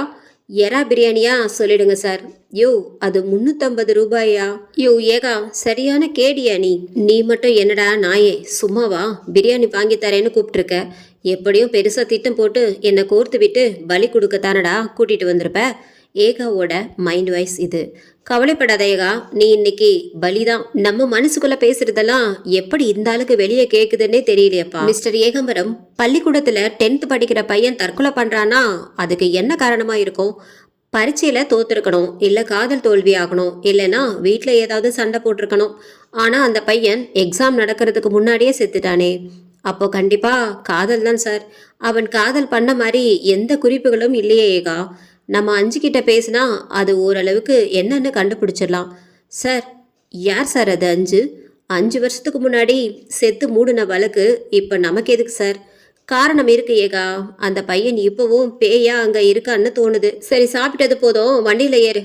உன் டியூட்டி இடத்துல உன்னை இறக்கி விட்டுடுறேன். எது டியூட்டி இடமா? அது எங்க? அட ஏரியா போகலாம். வண்டி நேரா கர்ணன் வீட்டு வாசல்ல வந்து நிற்கிது. ஏகா, இன்னைக்கு ராத்திரி முழுக்க இங்கே தான் உங்களுக்கு வேலை. இந்த வீட்டில் யாராவது சந்தேகப்படும்படியாக வந்தால் உடனே எனக்கு தகவல் கொடுங்க. சார், என்ன சார் இது சின்ன பிள்ளைத்தனமாக இருக்குது? வீட்டுக்குள்ளே போய் உட்காரு, யாராவது வந்தால் சொல்லுன்னு சொல்கிறீங்க. என்னை வச்சு எதுவும் நகைச்சுவை பண்ணலையே. ஏகா, கேட்க கேவலமாக இருந்தாலும் இது முக்கியமான வேலை. ஆமாம், இது யாரோட வீடு? 5 வருஷத்துக்கு முன்னாடி தூக்கு போட்டு செத்தானே கர்ணன், அவன் வீடு தான். என்னது? இந்த ஆள் பிரியாணி வாங்கி கொடுக்கும்போதே சுதாரிச்சிருக்கணும். வேணாம்டா ஏகாம்பரம், ஏதோ மனுஷங்க கிட்ட கோர்த்து விடுவான், சமாளிச்சிடலான்னு பார்த்தா பேய்ங்க கிட்ட கோர்த்து விடுறானே சண்டால பாவி. சரி ஏகா, பார்த்துக்கோங்க, நான் கிளம்புறேன். சார் சார், 350 பிரியாணிக்கு கூட 100 போட்டு 450 கூட தரேன் சார். என்னை கையோட கூட்டிகிட்டு போயிருங்க சார். என்ன ஏகாம்பரம் சார், இது எவ்வளோ பெரிய என்கவுண்டர் ஸ்பெஷலிஸ்ட் நீங்களா இப்படி தனியாக இருக்க பயப்பட்டீங்க? ஐயா சாமி, அதெல்லாம் வெறும் அடமொழியா? உங்கள் காலில் வேணா விழறேன், கூட்டிகிட்டு போயிருங்க சாமி. இது என் உத்தரவு. ராத்திரியெல்லாம் நீங்கள் உள்ளே இருந்து என்ன நடக்குது எனக்கு விவரம் கொடுக்கணும், இல்லை வேலையை விட்டு தூக்கிடுவேன். கிளம்பி போய்கிட்டே இருக்கிறான் ரஞ்சித். அட படுபாவி பயலே, இப்படி கோர்த்து விட்டு போயிட்டியடா பாவி. பிரியாணிக்கு ஆசைப்பட்டு உயிரை விட போறியடா ஏகாம்பரம். உள்ளே போகலாமா? போனால் உயிருக்கு உத்தரவாதம் இல்லை போலன்னு வேலையை விட்டு தூக்கிடுவான் போலையே. போயிடுவோம், எதுக்கு வம்பு? ஏகாம்பரம் வீட்டுக்குள்ளே போய் கதவு பக்கத்தில் ஓரமாக உட்காந்துருக்கார். இங்கே ரஞ்சித் வண்டியில் யோசிச்சுட்டே போகிறாரு. அந்த ஆள் உயிரோடு இருந்தால் அங்கே பேய் இல்லை, செத்துட்டானா கண்டிப்பாக பேய் இருக்குது. காலையில் பார்ப்போம் என்ன ஆகுதுன்னு. இங்கே பாலா வீட்டில் எங்கே போனான் இவன்? மதியம் உள்ளே போய் கதவை சாத்துறவன் ராத்திரி 9 ஆச்சு, இன்னும் உள்ளேயே கிடக்கிறான். சாப்பிட கூட வரல, உடம்பு எதுவும் சரியில்லையா? பாலான்னு குரல் கொடுத்துட்டே அறைக்கிட்ட போகிறாங்க. ஏய் லூசு, என்னடி பண்ணுற? சாப்பிட கூப்பிடுறாங்க அம்மா.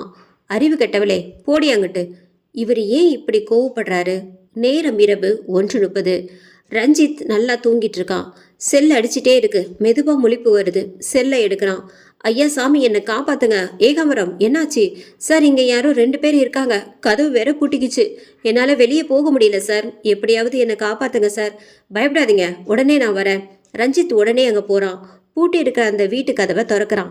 உள்ள யாரையும் காணோம். வீடு செம்ம இருட்டா இருக்கு. கையில இருக்க விளக்க போடுறான். மிஸ்டர் ஏகாம்பரம், எங்க இருக்கீங்க? மெதுவா ஒரு இடமா தேடிக்கிட்டே உள்ளே போறான். ஏகா, நான் வந்துட்டேன். எங்க இருக்கீங்க? என்னடா இது அமைதியா இருக்கு? ஒருவேளை செத்துக்கித்து போயிட்டானோ? அப்ப திடீர்னு கொஞ்ச நேரத்துல வெள்ளையா ஒரு உருவம் நிக்கிற மாதிரி இருக்கு. ரஞ்சித் அதை நல்லா உத்து பார்க்குறான். அவனுக்கே கொஞ்சம் பயமா இருக்கு. பயத்தை போக்கிட்டு தைரியத்தை வரவழைச்சிக்கிட்டு அதை நோக்கி போறான். அது அந்த பக்கம் பார்த்த மாதிரி அப்படியே நிக்குது. ரஞ்சித் கிட்ட நெருங்க நெருங்க வேர்க்குது. இப்ப அந்த உருவம் மெதுவா திரும்புது. டக்குன்னு பின்னாடி இருந்து ஒரு உருவம் கழுத்தை பிடிக்குது. ரஞ்சித் ஆன்னு கத்துறான். சார், நான் தான், கத்தாதீங்க. யோ போயா, நீ என்னையா பண்றீங்க? ஐயா சாமி, என்னால இங்க இருந்து வெளியே போக முடியல, எப்படியாச்சும் என்ன கூட்டிட்டு போங்க. நான் ஏகான்னு அவ்வளோ கத்துனேனே, பதில் குரல் கொடுக்காம கழுத்தை பிடிக்கிற நாயே. சார், வேணும்னா பிடிக்கல சார், நான் இங்க இருக்கேன்ட்டு கத்துறேன், ஆனா உங்களுக்கு அது கேட்க மாட்டேங்குது. எங்கே அந்த உருவம்? அது இப்படிதான் சார், திடீர்னு வந்து போகுது. இங்க கொஞ்சம் நேரம் இருந்தா நம்மளை கொன்றும். வாங்க சார், போயிடலாம். 2 பேரும் வேகமா கதவு கிட்ட ஓடுறாங்க. கிட்ட போன உடனே கதவு தானாக திறக்குது. வேகமாக வெளியே போய் வண்டியை எடுத்துட்டு அங்கிருந்து பறக்குறாங்க. ரஞ்சித் ஓட்ட ஏகா பின்னாடி உட்காந்துக்கிறாரு. டேய் கொலகார பாவி, நான் உனக்கு என்னடா பாவம் பண்ண? பேய்கிட்ட கோர்த்து விட்டு கொல்ல பாத்தியடா. உயர் அதிகாரியா போயிட்ட. உன்னை சத்தம் போட்டு கூட திட்ட முடியலையேடா. மனசுக்குள்ளே திட்ட வேண்டியிருக்கு. அப்படி இல்லை ஏகாம்பரம், நீங்கள் ஒரு தைரியமான ஆள், அசால்ட்டாக பல என்கவுண்டர் பண்ணவர். அதான் இந்த வேலைக்கு சரியாக இருப்பீங்கன்னு நினச்சேன். மற்றபடி கோர்த்து விட்டு கொல்லணும்னுலாம் இல்லை ஏகாம்பரம் சார். எம்மடி, நம்ம மனசில் நினச்சதை அப்படியே சொல்கிறான். சார், அப்படிலாம் நான் எதுவும் நினைக்கல சார். சார், நானே என்றைக்குமே உங்கள் விசுவாசி சார். சரி ஏகா, நான் கொடுத்த அந்த மைக்ரோசாஃப்ட் கேமராவில் எதுவும் பதிவு பண்ணிங்களா? தெரியல, வீட்டுக்கு போய் போட்டு பாருங்க, குத்து மதிப்பாக பிடிச்சி வச்சுருக்கேன். அந்த வீட்டில் உண்மையாகவே பேய் இருக்கா? அப்படி இருந்தா அது யாரா இருக்கும்? அங்கே நடந்த சில அமானுஷ்யமான நிகழ்வுகள் அங்கே கண்டிப்பாக பேய் இருக்கு அப்படிங்கிறத நிரூபிக்க இப்போ அந்த கேமராவில் ஏதாவது பதிவாயிருக்கான்னு பார்க்குறான். ஆனால் எதிர்பார்த்த மாதிரி எதுவும் இல்லை. கேமரா பதிவில் வெறும் கருப்பான இருள் மட்டும்தான் இருக்கு. அடுத்த நாள் காலை ரஞ்சித் பாலாக்கு கால் பண்ணி வேலைக்கு போயிட்டான்னு உறுதி பண்ணிக்கிறான். போயிட்டான்னு தெரிஞ்சு இப்போ ரஞ்சித் அஞ்சு வீட்டுக்கு போறான். பாலா அம்மாக்கு ரஞ்சித்தை தெரியும். அதனால வீட்டுக்கு போன உடனே நல்ல வரவேற்பு. ஆனா அஞ்சுக்கு ரஞ்சித்தை தெரியாது. நீங்க பேசிட்டு இருங்க, காஃபி கொண்டு வரேன்னு அந்த அம்மா அந்த பக்கம் போறாங்க. அப்போ பக்கத்துல நிக்கிற அஞ்சு கிட்ட, அஞ்சு, உங்ககிட்ட நான் தனியா பேசணும், ரொம்ப முக்கியமான விஷயம். என்கிட்ட நீங்க எதுக்கு பேசணும்? பாலா முகம் உங்களுக்கு வேற மாதிரி தெரியறத பத்தி பேசணும். நிலைமையை புரிஞ்சுக்கிட்ட அஞ்சு ரஞ்சித் போன கொஞ்ச நேரத்துக்கு அப்புறம் வெளியே போறேன்னு சொல்லிட்டு ரஞ்சித்தை பார்க்க ஸ்டேஷனுக்கு போறா. வாங்க அஞ்சு, என்ன பேசணும் என்கிட்ட? பாலா என்கிட்ட எல்லாத்தையும் சொன்னான். அஞ்சு உடனே ஆமா, அதுக்கப்புறம் மருத்துவர் இதெல்லாம் மனப்பிரம, வேற ஒன்றும் பெருசா இல்லைன்னு பாலா கிட்ட சொல்லியிருக்காரு. அதனால எனக்கு தான் பிரச்சனை போலன்னு நான் இதை பெருசா எடுத்துக்கல, அப்படியே விட்டுட்டேன். அதெல்லாம் பொய் அஞ்சு. என்ன சொல்றீங்க நீங்க? பாலா உங்ககிட்ட சொன்னது உங்களை வெறும் சமாதானப்படுத்த மட்டும்தான், அதெல்லாம் உண்மை இல்லை. இதுக்கு முன்னாடி உங்களுக்கு பாலாவை தெரிஞ்ச அந்த முகத்துல உண்மையாவே ஒருத்தன் இருந்திருக்கான். அவன் 5 வருஷத்துக்கு முன்னாடியே இறந்திருக்கான், அதுவும் தற்கொலை பண்ணி. ஓ, நான் கேட்குற கேள்விகளுக்கு நல்லா யோசிச்சு பயப்படாம தெளிவாக பதில் சொல்லுங்க. அப்பதான் உங்களை சுற்றி என்ன நடக்குதுன்னு என்னால் கண்டுபிடிக்க முடியும். சொல்கிறேன் கேளுங்க. நீங்கள் பள்ளிக்கூடத்தில் படித்தப்ப உங்ககிட்ட யாராவது ப்ரப்போஸ் பண்ணாங்களா? இல்லை உங்கள் பின்னாடி சுற்றி தொந்தரவு பண்ண அப்புறம் படிக்கும்போது எதுனா காதல் கீதல்னு அந்த மாதிரி யாராவது இருந்தால் நல்லா யோசிச்சு எனக்கு பதில் சொல்லுங்கள். அஞ்சு கொஞ்ச நேரம் நல்லா யோசனை பண்றா. அந்த பேருந்துல தினமும் அவ பக்கத்துல உட்கார்ந்து செத்தவனை பத்தியும் காதலர் தினத்துக்கு ப்ரப்போஸ் பண்ண மறுநாள் செத்தவனை பத்தியும் சொல்றா. பாலா உங்களுக்கு எப்போ அறிமுகம் ஆனா? கல்லூரி ஆரம்பிச்ச முதல் நாளே பாலா அறிமுகம் ஆயிட்டான். அப்போல இருந்தே நாங்க நல்ல நண்பர்களா இருந்தோம். எப்போவாவது வித்தியாசமா இல்ல அமானுஷ்யமாவோ பார்த்துருக்கீங்களா? இல்ல அப்படியெல்லாம் இல்ல. எங்கள் முதல் ராத்திரியிலே இருந்தான் அவன் முகம் எனக்கு வேற ஒரு ஆள் மாதிரி தெரிய ஆரம்பிச்சது. நீங்க பள்ளிக்கூடத்துல படிக்கும்போது பேருந்துல உங்க பக்கத்துல உட்கார்ந்துட்டு வருவானே மனோஜ், அவன் எப்படி செத்தான்னு தெரியுமா? அப்புறம் பிப்ரவரி 14 அன்னைக்கு ப்ரப்போஸ் பண்ணானே அவனும். கால்பந்து பயிற்சி பண்ணிட்டு இருக்கும்போது கீழே விழுந்து தலையில அடிபட்டு இறந்துட்டான்னு சொன்னாங்க. இன்னொருதன் பேரு கார்த்தி. ஆனா எப்படி செத்தான்னு தெரியல. சரி, உங்க விவரங்களுக்கும் ஒத்துழைப்புக்கும் நன்றி. என்னை சுத்தி என்ன நடக்குது சார்? நீங்க பாலாவை நினைச்சு பழகுன அந்த முகமுடைய பையன் 5 வருஷத்துக்கு முன்னாடி இறந்துட்டான். ஆனா அவன் அவங்க வீட்டுல இன்னும் பேயா இருக்கான். என்ன சார் சொல்றீங்க? என் கணிப்பு சரினா அவன் அவங்க வீட்டில் மட்டும் இல்லை, பாலாக்குள்ளேயும் இருக்கான். செத்துப்போன அந்த பையன் கர்ணனுக்கும் உங்களுக்கும் என்னவோ ஒரு தொடர்பு இருக்கு. ஆனா அது உங்களுக்கே தெரியல. செத்துப்போன கர்ணன் உங்க முன்னாடி பாலா முகத்துல வந்து நின்றுருக்கான். அதுவும் உங்க கண்ணுக்கு மட்டும் தெரிகிற மாதிரி. நீங்க பாலா கிட்ட கொஞ்சம் பார்த்துருங்க. அப்புறம் முடிஞ்ச அளவுக்கு அவன் சொல்றத கேட்டு அவனை சாந்தமா வச்சுக்க முயற்சி பண்ணுங்க. அவனுக்குள்ள இருக்கிற இன்னொரு ஆள் கொலை செய்யறதுக்கு கூட தயங்க மாட்டான். இதை சொல்றதுக்கு தான் உங்ககிட்ட பேசணும்னு சொன்னேன். நீங்க சொன்ன அந்த மனோஜ் அப்புறம் கார்த்தி எப்படி இறந்தாங்க அப்படிங்கிறத கண்டுபிடிச்ச என்ன நடந்துச்சு ஓரளவுக்கு என்னால் யூகிக்க முடியும். எனக்கு பயமா இருக்கு சார். உங்களுக்கு ஒன்றும் ஆகாது. எதுவாக இருந்தாலும் என்னை கூப்பிடுங்க, சரியா? சரி, இதை பற்றி நான் பாலா வீட்டில் சொல்லட்டா? இல்லை இல்லை, இப்போதைக்கு வேணாம். பேய் ஓட்டுறவங்க யாரையாச்சும் கூப்பிடலாமா? இல்லை இல்லை, இப்போ இருக்க எல்லாரும் பொய் தான். உண்மையான மந்திரம் தந்திரம் தெரிஞ்சவங்க பெரும்பாலும் இறந்துட்டாங்க. அவங்க பேரை சொல்லி ஏமாத்துற கூட்டம் தான் இங்கே அதிகமாக இருக்குது. வீட்டுக்கு 5 போயிடுறா. அந்த மனோஜ் அப்புறம் கார்த்தி பத்தின விவரங்களை சேகரிக்க முயற்சி எடுக்கிறான் ரஞ்சித். இரவு 10:30 பாலாவின் வீட்டில். இப்போதுதான் பாலா அலுவலகத்தில் இருந்து வீட்டுக்கு வரான். சாப்பிட்டு குளிச்சுட்டு அறைக்குள்ள போய் கதவை சாத்திக்கிறான். ஹே பொண்டாட்டி, என்னடி அதுக்குள்ள படுத்துட்ட? அதுவா, கொஞ்சம் தலைவலி, அதான். அப்படியெல்லாம் சொல்லி இன்னைக்கு ராத்திரி தப்பிக்க முடியாது. ஹேய், இதை விட்டா உனக்கு வேற எதுவுமே தெரியாதா? எதுக்கு நீ இப்போ கோவப்படுற? அது இன்னைக்கு வேண்டாம் பாலா. சரி தூங்கு. திடீர்னு அஞ்சுன்னு பாலா கிட்ட இருந்து குரல் வருது. அஞ்சு மெதுவா திரும்புறா. பாலாவை பார்த்த உடனே பக்குன்னு ஆயிடுறா. அவன் முகம் இப்ப முதல்ல காதலிச்ச பாலாவோட முகம், அதாவது கர்ணனின் முகம். பார்த்து அதிர்ச்சியிலையும் பயத்திலையும் திரு திருன்னு முழிக்கிறா. என்னாச்சு அஞ்சு? பேயை பார்த்த மாதிரி ஏதோ முழிச்சிட்டு இருக்க. ஒன்றும் இல்லை, தலைவலி போயிடுச்சா? ஆரம்பிக்கலாமா? அஞ்சு அமைதியா இருக்கா. மெதுவா எழுந்து பின்னாடி போறான். ஆனா போகல. அதாவது பாலா அவன் முன்னாடி தான் இருக்கான். ஆனா அவனோட நிழல் மட்டும் எழுந்து பின்னாடி போகுது. அது போற திசையில ஏதோ ஒரு அருவருப்பான வினோதமான சத்தம் வருது. பயத்துல அஞ்சு மயங்கிடுறா. நேரம் காலை 8:30. பாலாவின் வீட்டில் ஒரே சத்தமாக இருக்கிறது. ஏண்டா, ஒரு கல்யாணம் ஆன பொண்ணு இவ்வளோ நேரம் தூங்குனா குடும்பம் என்னத்துக்காகும்? அட சும்மா இரேன். காலையிலேயே அவனை போட்டு கத்திக்கிட்டு மருமக வருவா, நல்ல வேலையை பாதி குறையணும்னு நினச்சி கனவு கண்டன்ல. என் புத்தியை செருப்பாலேயே அடிக்கணும். இங்கே அவள் வேலையும் சேர்த்து வச்சு நாளில் பார்க்க வேண்டியது இருக்கு. மா விடுமா, நான் அவகிட்ட பேசிக்கிறேன். அறையை விட்டு வெளியே வரா அஞ்சு. ராத்திரி நடந்ததை பற்றி பாலாக்கு எதுவுமே தெரியாத மாதிரி அஞ்சு கிட்ட சாதாரணமாக வேலைக்கு போறேன்னு சொல்லிட்டு கிளம்பிடுறான். இங்கு காவல் நிலையத்தில், ஏகா வண்டி எடுங்க, குன்றத்தூர் போகணும். சரிங்க சார். 2 பேரும் குன்றத்தூர்ல இருக்கிற மனோஜ் வீட்டுக்கு போறாங்க. மனோஜ் வீட்டில் அவன் அம்மா அப்புறம் அவன் தங்கச்சி இருக்காங்க. போலீஸ் வீட்டுக்கு வரதை பார்த்து அப்படியே அதிர்ச்சி ஆகுறாங்க. 5 வருஷத்துக்கு முன்னாடி செத்து போன மனோஜ் உங்க பையன் தானா? ஆமாம் சார். எதுக்கு கேட்குறீங்க? அவன் இறப்பில் எங்களுக்கு சில சந்தேகம் இருக்கு. போலீஸ் குறிப்பில் ஒரு விபத்துன்னு தான் அதில் இருக்கு. அது கொலையா விபத்தான்னு ஒரு சின்ன விசாரணை, அவ்வளோதான். நாங்கள் கேட்குற கேள்விக்கு பதில் சொன்னால் போதும். 5 வருஷத்துக்கு அப்புறம் இப்போ ஏன் இந்த சந்தேகம் உங்களுக்கு? காரணம் இருக்குமா? கொஞ்சம் நிதானமாக நான் கேட்குற கேள்விகளுக்கு மட்டும் பதில் சொல்லுங்க ப்ளீஸ். மனோஜ் செத்துட்டான் அப்படிங்கிற செய்தி உங்களுக்கு முதல்ல யார் மூலமாக வந்தது? ஸ்கூல் பிடி வாத்தியார் சொன்னார், ஆனால் பேர் சொல்லலை. அவர் தான் எங்கள் வீட்டுக்கு தகவல் கொடுத்தாரு. மைதானத்திலே இருந்துட்டான்னு சொன்னாங்களா, இல்லை மருத்துவமனைக்கு கொண்டு போய் சிகிச்சை கொடுத்து அப்புறம் உயிர் போச்சா? என் பையன் மைதானத்திலே இருந்துட்டதா தான் சொன்னாங்க சார். சரி ஓகேப்பா, நான் வரேன். ஏகா வண்டியை டான்போஸ்கோ பள்ளிக்கூடத்துக்கு விடு. ரஞ்சித் பள்ளியோட முதல்வரை போய் பார்க்குறான். எனக்கு அந்த பிடி வாத்தியாரை பார்க்கணும். இப்போ அவர் எங்கே இருப்பார்?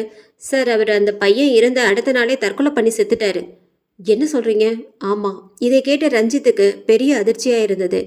அந்த ஒரு வாரம் முழுசா ரஞ்சித் அந்த பிடி வாத்தியார் வீடு, மனோஜ் வீடு, கார்த்தி வீடுன்னு அவனோட நண்பர்கள் வீடு, அஞ்சு முதல்ல படித்த ஸ்கூல், அவ கேரக்டர் என்ன, கர்ணன் குடும்பத்தோட பின்னணி என்ன, இப்படி எல்லாத்தையும் எல்லா இடத்துக்கும் போய் தீவிரமாக விசாரணை பண்ணுறான்.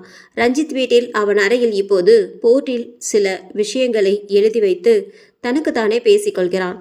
என்னோட கணிப்பு உண்மைனா மனோஜ் யதார்த்தமா சாகல, அவன் கொலை செய்யப்பட்டிருக்கான். இந்த கொலையை பார்த்த பிடி வாத்தியாரும் மறுநாள் கொல்லப்பட்டிருக்காரு. அஞ்சு கிட்ட 2ஆவதா ப்ரப்போஸ் பண்ண கார்த்தியும் யதார்த்தமா சாகல, அவனும் கொலை செய்ய தான் பட்டிருக்கான். ஏன் கொலை பண்ணாங்க? யாரு கொலை பண்ணாங்க? செத்து போன கர்ணன் மறுபடியும் ஏன் பாலா உடம்புக்குள்ள இருக்கணும்?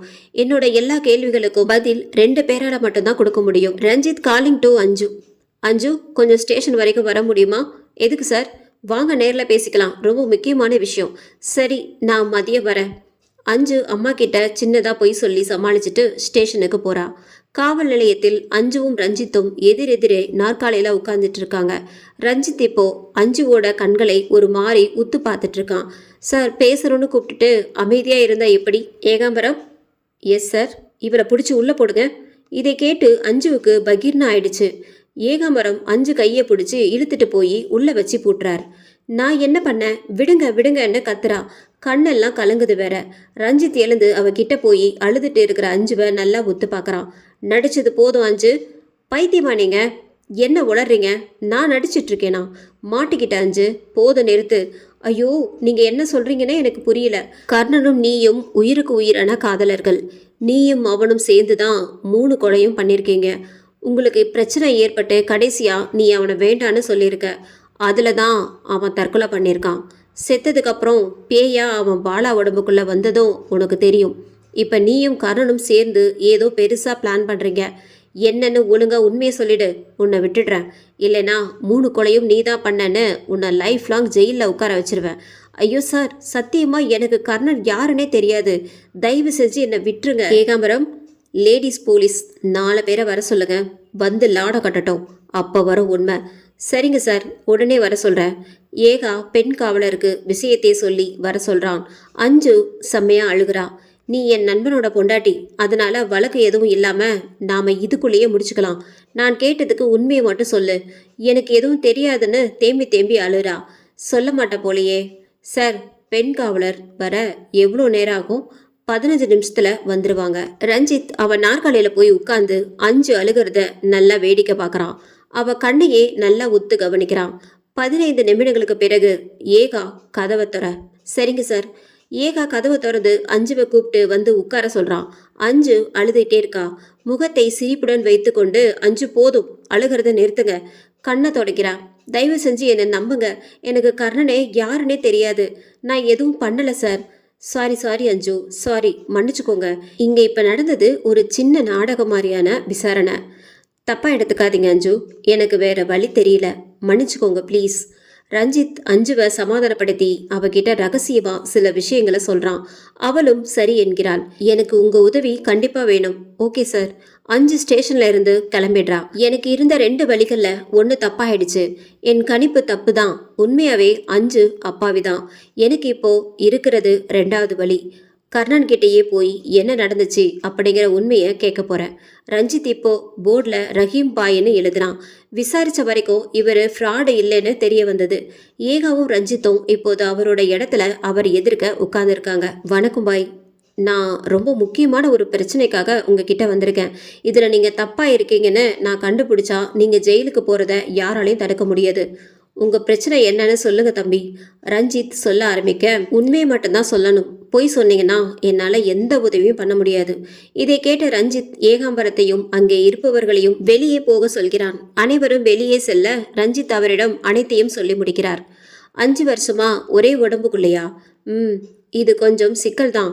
இப்போ என்ன பண்றது பாய்? கண்டிப்பா என்னால முடிஞ்ச உதவியை பண்றேன். அடுத்து நாம என்ன பண்ண போறோம்? ஏகாம்பரம் உள்ளே வந்து, சார், கமிஷனர் கால் பண்றாரு என சொல்ல, கட் பண்ணுங்க ஏகா, நீங்க சொல்லுங்க பாய். இது ரொம்பவே ஆபத்தான விஷயம். நாம நினைக்கிறத இரவுல தான் பண்ண முடியும். அது மட்டும் இல்ல, இதுல உங்க உயிரோ இல்ல என்னோட உயிரோ உங்க நண்பனோட பாலாவோட உயிரோ போக கூட வாய்ப்புகள் அதிகமாக இருக்கு. எல்லாத்திற்கும் தயாரா இருக்கீங்களா? ரஞ்சித் டக்குன்னு திரும்பி ஏகாம்பரத்தை பாக்குறான். என்ன இவன் நம்மள பாக்குறான்? என்ன மிஸ்டர் ஏகாம்பரம், அவர் சொன்னதை கேட்டுச்சுல, தயாரா இருக்கீங்களா? சாமி, என்ன விட்டுருங்க. எனக்கு போலீஸ் வேலையை விட உயிர் ரொம்ப முக்கியம் என ஏகா தெரித்து வெளியே ஓடுகிறான். ரஹீம் என்ன பண்ணணும் அப்படிங்கிறத ரஞ்சித் கிட்ட சொல்றாரு.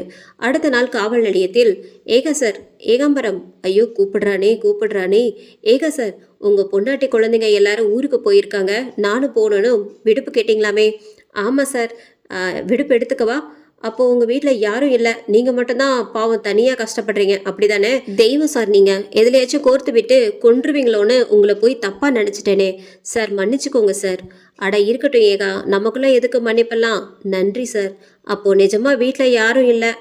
எம்மாடி, இவர் வேற ஏதோ பெருசா திட்டம் போடுறான் போலையே. திட்டம் தான் ஏகா, திட்டமே தான். என்ன திட்டம் சார்?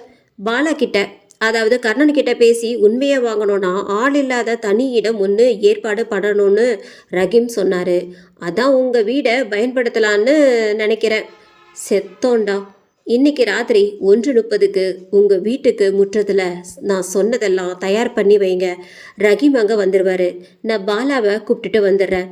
சார் எங்கள் வீடெல்லாம் வேணாம் சார், வாயிலே சுற்றுவேன். போய் நான் சொன்னதெல்லாம் தயார் பண்ணி வைங்க. Okay sir. நேரம் இரவு 10 மணி. பாலா அஞ்சுவின் படுக்கை அறையில். அஞ்சு, என்னாச்சு உனக்கு?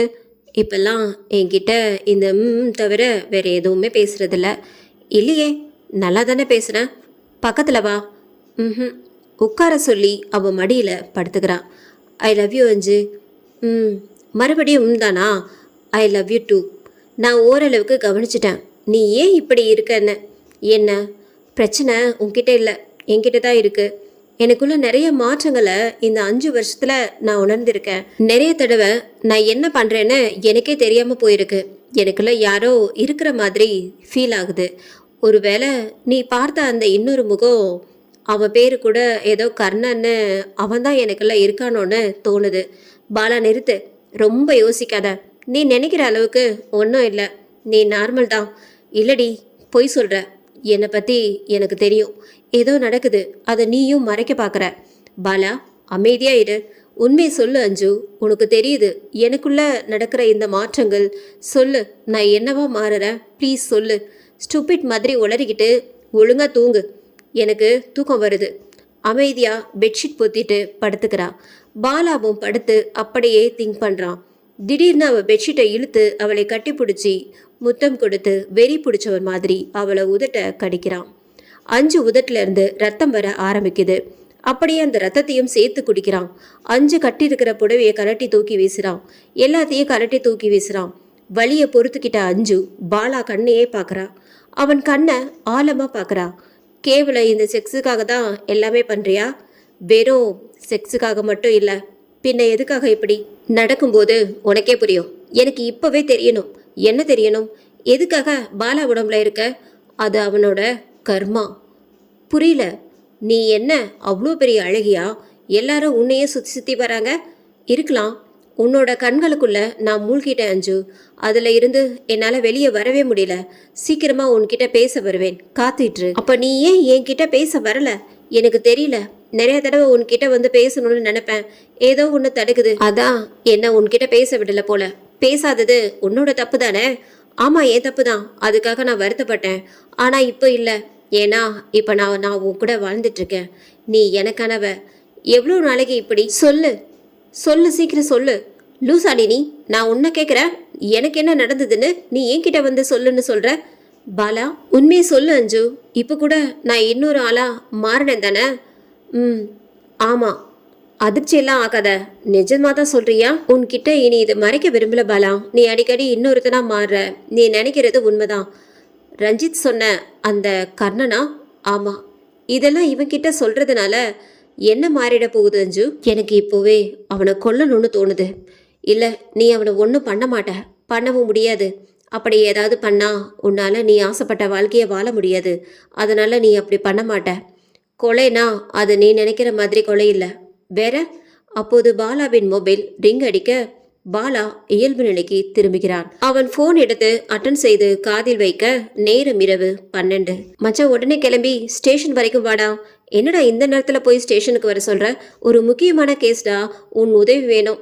அதுக்கு தான் வர சொல்கிறேன். லூசாடா நீ? போலீஸ் உங்களுக்கு நான் என்ன பண்ண முடியும்? வா மச்சான், நேரில் வந்தேன்னா சொல்கிறேன். சரிடா வர. காவல் நிலையத்தில் அப்படி என்னடா பிரச்சனை? ஏகாம்பரம் வீட்டுக்கு போய் பேசிக்கலாம் வா. இரவு 1 மணி. 2 பேரும் ஏகா வீட்டுக்கு உள்ளே போகிறாங்க. அங்கே ரஹீம் மயில் இறகுல செஞ்ச வட்டம் ஒன்று தரையில் பண்ணியிருக்காரு. எதுக்குடா இங்கே கூப்பிட்டு வந்த? உன்கிட்ட தானே பேசுகிறேன், பதில் சொல்லு. அப்போ ரஹீம் ஏகாம்பரம் கிட்ட வெளியே போக வழி விடாம எல்லா கதவையும் சாத்த சொல்கிறாரு. ஏகாம்பரம் உடனே எல்லா கதவையும் சாத்துறான். ரஞ்சித், என்னடா நடக்குது இங்கே? மச்சான், டேய், என்கிட்ட எதையும் கேட்காம நான் சொல்கிறத செய். அந்த வட்டத்துக்குள்ளே போய் உட்காரு. ரஞ்சித் சட்டையை பிடிக்கிறான். கேட்டுட்டே இருக்க, என்னடா நடக்குதுங்க சொல்றா. நாம அன்னைக்கு நினைச்ச மாதிரி பிரச்சனை அஞ்சுக்கிட்ட இல்லடா, உன்கிட்ட தான்டா இருக்கு. தயவு செஞ்சு நான் சொல்றத கேளு, போய் உட்காரு. அப்ப ஏகாம்பரம் விளக்க அணைங்கன்னு ரஹீம் பாய் கத்துறாரு. ஏகா உடனே விளக்கை அணைக்கிறான். இடம் முழுக்க இருட்டு. ரஹீம் மந்திரம் ஓதுறாரு. சத்தம் மட்டும் கேக்குது. யாருக்கும் யாரு பக்கத்துல இருக்கிற உருவமும் தெரியல. பாலா மேல அவர் கொண்டு வந்த தண்ணியை தெளிக்கிறாரு. ஒரு அருவருப்பான பயங்கரமான சத்தம். இப்ப அந்த வட்டத்துல மட்டும் வெளிச்சம் வருது. பாலா நடுவுல தலைய குனிஞ்சிட்டே உட்கார்ந்துருக்கான். ஏகாம்பரத்துக்கு கை கால் எல்லாம் நடுங்குது பயத்துல. பாலா கிட்ட இருந்து அப்படி ஒரு சிரிப்பு. மெதுவா தலைய நிமிர்றான். அவன் முகம் கர்ணனா மாறி இருக்கு. என்ன வேணும் உனக்கு? எதுக்காக இவன் உடம்புல வந்திருக்க? கர்ணன் அனைவரையும் நிமிர்ந்து பார்க்க ஃப்ளாஷ்பேக். அது ஒரு பழமையான வீடு. லக்ஷ்மி படம் பதித்த வீட்டு கேலண்டரில் 11/4/2005 என்ற தேதியுடன் சுவற்றில் மாட்டப்பட்டுள்ளது. மற்றொரு புறம் திருமணமான தம்பதியினர் புகைப்படமும் படுக்கை அறையில் 5 வயது குழந்தை குப்புறப்படுத்து தூங்கிக் கொண்டிருக்கிறது. இப்போது படத்தில் காட்டப்பட்ட அந்த பெண் நைட்டி அணிந்து கொண்டு முருங்கை மரத்தில் 2 அடிக்கு குச்சியை ஒடித்து அதை தயார் செய்து கொண்டிருக்கிறாள். தயார் செய்துவிட்டு அருகில் கைக்கு அடக்கமான கூரிய கல் ஒன்றை எடுக்கிறாள். ஒரு கையில் குச்சி, ஒரு கையில் கல் என சிரித்த முகத்துடன் அவள் வீட்டில் உள்ளே நுழைந்து தூங்கிக் கொண்டிருக்கும் குழந்தையின் அருகில் வைத்துவிட்டு ஜன்னல் மற்றும் கதவுகளை மூடுகிறாள். இப்போது கையில் குச்சியை எடுக்கிறாள். முழு சக்தியுடன் ஓங்கி அந்த குழந்தை முதுகில் சுளீர் என்று அடிக்கிறாள். குழந்தை துடித்து போய் எழுந்து கத்துகிறது. வாயை மூடு, கத்துறது வெளியே கேட்கக்கூடாது என கண்ணா பின்னாவென போட்டு அடிக்கிறாள். அந்த குழந்தை அடிக்காதம்மா என வலியில் அடி தாங்க முடியாமல் கையை கட்டி வாயை பொத்தி நிற்கிறது. அப்படியே அவள் அந்த குழந்தையை நெஞ்சோடு அணைத்து கொண்டு அருகில் இருக்கிற அந்த கல்லை கையில் எடுக்கிறாள். எடுத்த அந்த வாயில் போட்டு அடி அடி என அடிக்க வாயில் ரத்தம் கொட்டுகிறது. வழியில் கர்ணன் மயங்கி விழுக திடீரென வேகமாய் எழுந்து ஓடி சென்று சுவற்றில் மாட்டப்பட்டிருக்கும் தன்னுடைய திருமண புகைப்படத்தை எடுத்து கீழே போட்டு உடைத்து, ஏண்டா என்னை ஏமாத்திட்டு போன என கதறி கதறி அழுகிறாள். திடீரென அவள் முகம் மாறி ஐயோ என எழுந்து குழந்தையை நோக்கி ஓடி, ஐயோ அவன் மேல இருக்கிற கோபத்துல என் புள்ளைய போட்டு அடிச்சிட்டனே, தூக்கி கொண்டு மருத்துவமனைக்கு ஓடுகிறாள். இப்படி அதீத அன்பும் அதீத சித்திரவதையும் மாற்றி மாற்றி கொடுக்கும் ஒரு மனநிலை பாதிக்கப்பட்ட கொடூர தாயுடன் தான் கர்ணன் வளர்கிறான். ஒரு பணக்கார வீட்டில் வீட்டு வேலை செய்து தனியாக தன் பிழைப்பு நடத்துகிறாள். இப்போது அந்த பெரிய வீட்டில் வீட்டு ஓனருக்கு வயது 50 இருக்கும். அவர் தப்பான பார்வையுடன் இப்போது கர்ணனின் அம்மா ராணியை நெருங்குகிறான். நான் சொல்றதையெல்லாம் கேட்டா நீ ராணி மாதிரி வாழலாம். உன் பிள்ளையோட படிப்பு செலவை நான் ஏத்துக்கிறேன். ராணி எந்தவித யோசனையும் இன்றி என்கிறாள். அவர் சொன்னபடி கர்ணனை டான் பாஸ்கோ பள்ளியில் படிக்க வைத்தார். ராணியை தேவைக்கு ஏற்ப பயன்படுத்தி கொள்வார். 12ஆம் வகுப்பு படித்து கொண்டிருக்கும் கர்ணனின் வாழ்க்கையில் அன்றுதான் முதல் முறையாக ஒரு இனிமையான சம்பவம் நடக்கிறது. அன்று ஹோலி பண்டிகை. இந்திக்காரர்கள் சில தங்களுக்குள் கலர் அடித்து கொண்டு சாலையில் கொண்டாடி செல்ல அந்த கலர் பொடி ஸ்கூலுக்குள் நடந்து சென்று கொண்டிருக்கும் கர்ணன் கண்கள் மற்றும் முகத்தில் பட கர்ணன் கண்கள் திறக்க முடியாமல் முகம் முழுக்க கலர் பொடியுடன் சாலையில் கீழே அமர அந்த வழியாக பைக்கில் வந்த அஞ்சுவும் அவள் அப்பாவும் அவனை பார்த்து அவன் அருகில் வண்டியை நிறுத்தி, தம்பி என்னாச்சுப்பா, அஞ்சு வாட்டர் எடு. அஞ்சு உடனே வாட்டர் கேனை எடுத்து அவளாகவே அவன் முகத்தில் தண்ணீரை ஊற்றுகிறாள். முகம் முழுக்க சிவப்பு சாயம். மெதுவாக கண்களை மட்டும் திறந்து அஞ்சுவை பார்க்கிறான் கர்ணன். இப்போ ஓகேவா? முகத்தில் தேய்த்து விடுகிறாள். கர்ணன் தன்னை மறந்து அந்த பேரழகியின் கண்ணில் தன்னை காண்கிறான். அவள் கண்களில் மூழ்கி தன்னையே இழக்கிறான். அஞ்சு சென்றுவிட அவள் செல்வதையே பார்த்து கொண்டிருக்கிறான். மறுநாளும் அந்த இடத்தில் அவள் வர தூரத்தில் இருந்து முகத்தில் கை வைத்து கொண்டு அவளை பார்க்கிறான். அவள் செல்லும் இடமெல்லாம் அவளுக்கே தெரியாமல் சென்று அவளை தூரத்தில் இருந்து ரசிப்பதை மட்டுமே சந்தோஷம் என எண்ணிக்கொண்டு அதை செய்து கொண்டிருந்தான். பேருந்தில் ஒவ்வொரு முறையும் மனோஜ் அவள் அருகில் அமர்ந்து வரும்போது மற்றொரு புறம் கர்ணன் அதை பரிதாபமாக நின்று பார்த்து கொண்டே வருகிறான். அவனால் அதை பொறுத்து கொள்ள முடியவில்லை. காலை மனோஜ் அஞ்சுவிடம் ப்ரப்போஸ் செய்வதையும் அருகில் இருந்து அவர்களுக்கே தெரியாமல் கர்ணன் பார்த்து கொண்டேதான் இருந்தான். அன்று சாயங்காலம் மனோஜ் ஃபுட்பால் பயிற்சி செய்து கொண்டிருக்கும் போது அவனை வம்பிழுத்து கொலை செய்ததும் கர்ணன் தான். அதை பார்த்த பிடி சாரை மறுநாள் அவரை வீடு வரை பின்தொடர்ந்து சென்று வீட்டில் வைத்து கொன்றதும் கர்ணன் தான். காதலர் தினத்தன்று கார்த்தி ப்ரப்போஸ் செய்யும் போது மற்றொரு கையில் ரோஜா ஒன்றை வைத்துக்கொண்டு வருத்தமான முகத்துடன் கர்ணனும் நின்று கொண்டிருந்தான். அஞ்சு பள்ளியின் உள்ளே நுழைந்ததும் அவனை பின்தொடர்ந்து சென்று சாலையில் செல்லும் வாகனத்தில் தள்ளிவிட்டு கொள்கிறான். இப்போது திடீரென ரஹீம்பாய்க்கு நெஞ்சு வலிக்கிறது. மந்திரம் ஓதுவதை அவரால் தொடர முடியவில்லை. கர்ணனின் ஆன்மாவை அவரால் கட்டுப்படுத்த முடியவில்லை. ரஹீம்பாய் ரஞ்சித்தை வெளியே போயிடு. ஏன் சார்? இருந்தா செத்துருவடா, போ, சொல்றத மட்டும் செய், போ. ரஞ்சித் உடனே ஏகாவை கூப்பிட்டு கதவை திறந்து வெளியே போறான். கதவு டக்குன்னு சாத்திக்குது. 2 பேரும் வெளியே நின்று உள்ள என்ன நடக்க போகுதுன்னு பயத்துல யோசிச்சுக்கிட்டே இருக்காங்க. ரஹீம் பாய் கத்துற சத்தம் வருது. கொஞ்ச நேரத்துல சத்தம் நிக்குது. கதவுக்கு அடியில ரத்தம் அப்படியே வழிஞ்சு வெளியே வருது. ரஞ்சித் டக்குன்னு கதவை திறந்து உள்ள போறான். உள்ள பாலா இல்ல, ரஹீம் ரத்த வெள்ளத்துல துடிக்கிறாரு. அவரை மருத்துவமனைக்கு தூக்கிட்டு போறாங்க. போற வழியில ரஹீம் ரஞ்சித் கிட்ட ஏதோ சொல்ல வராரு. ரஹீம், கர்ணன் கர்ணன் கர்ணனுக்கு என்ன சொல்லுங்க சார். கர்ணன் தற்கொலை பண்ணிக்கல, கொன்னுட்டாங்க. வேற வேற என்ன சொன்னான் அவன்? அது கொன்னது யாருன்னு சொன்னானா டக்குன்னு ஆளு மயங்கிடுறாரு. பாலா வீட்டில் பாலா உள்ளே போன உடனே போர்வையை போத்திட்டு படுத்துக்கிறான். இதை பார்த்த அஞ்சு என்ன நடந்திருக்கும் என யோசிக்கிறாள். 12 மணி நேரத்திற்கு பிறகு ரஹீம் சுயநினைவை இழந்துட்டாருனோ, இனிமே அவர் எப்போ கண் முழிப்பார்னோ சொல்ல முடியாதுன்னோ மருத்துவர் சொல்லிடுறாரு. ரஞ்சித் இப்போது ஆழ்ந்த சிந்தனையில் ஈடுபட்டுள்ளான். அஞ்சுவோட காதலுக்காக தான் பாலா உடம்புக்குள்ள வரல. தன்னை கொன்னவங்களை பழிவாங்க தான் அவன் காத்துக்கிட்டு இருக்கணும். அப்படி பார்த்தாலும் 5 வருஷமா அவன் பாலாக்குள்ள இருக்கான். அப்போ பழி வாங்கியிருக்கலாமே, ஏன் பண்ணல? ஏதோ தப்பாவே இருக்கு. எனக்கு ஒண்ணுமே புரியல என்ன பண்றதுன்னு. ரஹீம் கண் முழிச்சா உண்மை தெரிய வாய்ப்புகள் இருக்கு. ஆனா ரஹீம் கோமா நிலைக்கு போயிட்டு தான் மருத்துவர் சொல்லிட்டாங்க. ஏகாம்பரம், கர்ணன் அம்மா பத்தின விவரங்கள் சேகரிக்க சொல்லியிருந்தேனே, என்னாச்சு? ஒரு கோப்புல சில விவரங்கள் எடுத்து கொடுக்குறான். அது முழுக்க பார்த்து முடிச்ச உடனே ரஞ்சித் அதிர்ச்சி ஆகிறான். அப்போ பாலா, அஞ்சு 2 பேரும் ஒன்னா ஸ்டேஷன் வராங்க. ரஞ்சித் 2 பேரையும் பார்த்து அதிர்ச்சி ஆகிறான். அஞ்சு சொல்றதெல்லாம் உண்மையாடா? உண்மைதான். என்ன பண்ணலாம்டா இப்போ? உனக்காக தாண்டா தூக்கம் இல்லாம போராடிட்டு இருக்கோம். சீக்கிரமே இதுக்கு ஒரு தீர்வு கிடைக்கும். அது வரைக்கும் கொஞ்சம் பத்திரமா இரு. ஆனா என்னவோ தப்பா படுது. என்னடா? ரஞ்சித்தை ஒரு மார்க்கமாக பார்த்துவிட்டு அங்கிருந்து கிளம்புகிறான். அவர்கள் கிளம்பியவுடன் செல் எடுத்து ஒரு எண்ணுக்கு கால் பண்றான். கொஞ்சம் ஜாக்கிரதையா இரு. பாலாக்கு சந்தேகம் வர ஆரம்பிச்சிருக்குன்னு நினைக்கிறேன். முட்டாள்தனமா எதுவும் பண்ணாத. நான் எதுவும் பண்ணல, பண்ணவும் மாட்டேன். நீ விசாரணை அப்படிங்கிற பேர்ல ஜாஸ்தியா குறைஞ்சி மாட்டிக்காத. என்ன பண்ணணும்னு எனக்கு தெரியும். நான் சொல்றதை மட்டும் செய். முடிஞ்சு போச்சுன்னு நினைச்ச ஒன்று இத்தனை வருஷத்துக்கு அப்புறம் மறுபடியும் ஆரம்பிக்குது. ஜாக்கிரதையா இருக்கணும்டா நம்ம. இங்கு பாலா வீட்டில் எனக்குள்ள இருக்கிற அவன் என்ன சொல்றான் அஞ்சு? எதுக்காக அவன் எனக்குள்ள இருக்கணும்? அவனோட நோக்கம் என்ன தெரியல, சொல்ல மாட்டேன்றான். அவனால நமக்கு எதுவும் பிரச்சனைன்னு சொன்னானா? அஞ்சு வாசலையே பார்த்துட்டு இருக்கா. யாருக்காக காத்துட்டு இருக்க நீ? நம்ம கிளாஸ் ப்ரொஃபஸர் வரேன்னு சொல்லியிருக்காரு. யாரு? ராம் சாரா? அவர்தான். நம்ம கிளாஸ்லயே போர் அடிக்குது, எல்லாம் ஹாரர் சப்ஜெக்டெல்லாம் எடுப்பார்ல, அவர் உன்னை செக் பண்ணால் ஏதாவது சொல்யூஷன் கிடைக்குதான்னு பார்ப்போம். உண்மைதான், அவரும் கோஸ்ட்டை பற்றின ரிசர்ச் எல்லாம் பண்ணிட்டு இருந்தார்ல. முடிஞ்ச அளவுக்கு அவருக்கு ஒத்துழைப்பு கொடு. அஞ்சு, வாங்க சார். எப்படி இருக்கீங்க மை பாய்ஸ்? நல்லாவே இல்லை சார், அதையும் பார்த்துடலாம். பாலா, உனக்கு என்ன நடக்குதுன்னு அஞ்சு என்கிட்ட சொன்னான். என் அனுபவத்தில் இப்படி ஒரு வித்தியாசமான விஷயத்த நான் பார்த்ததே இல்லை.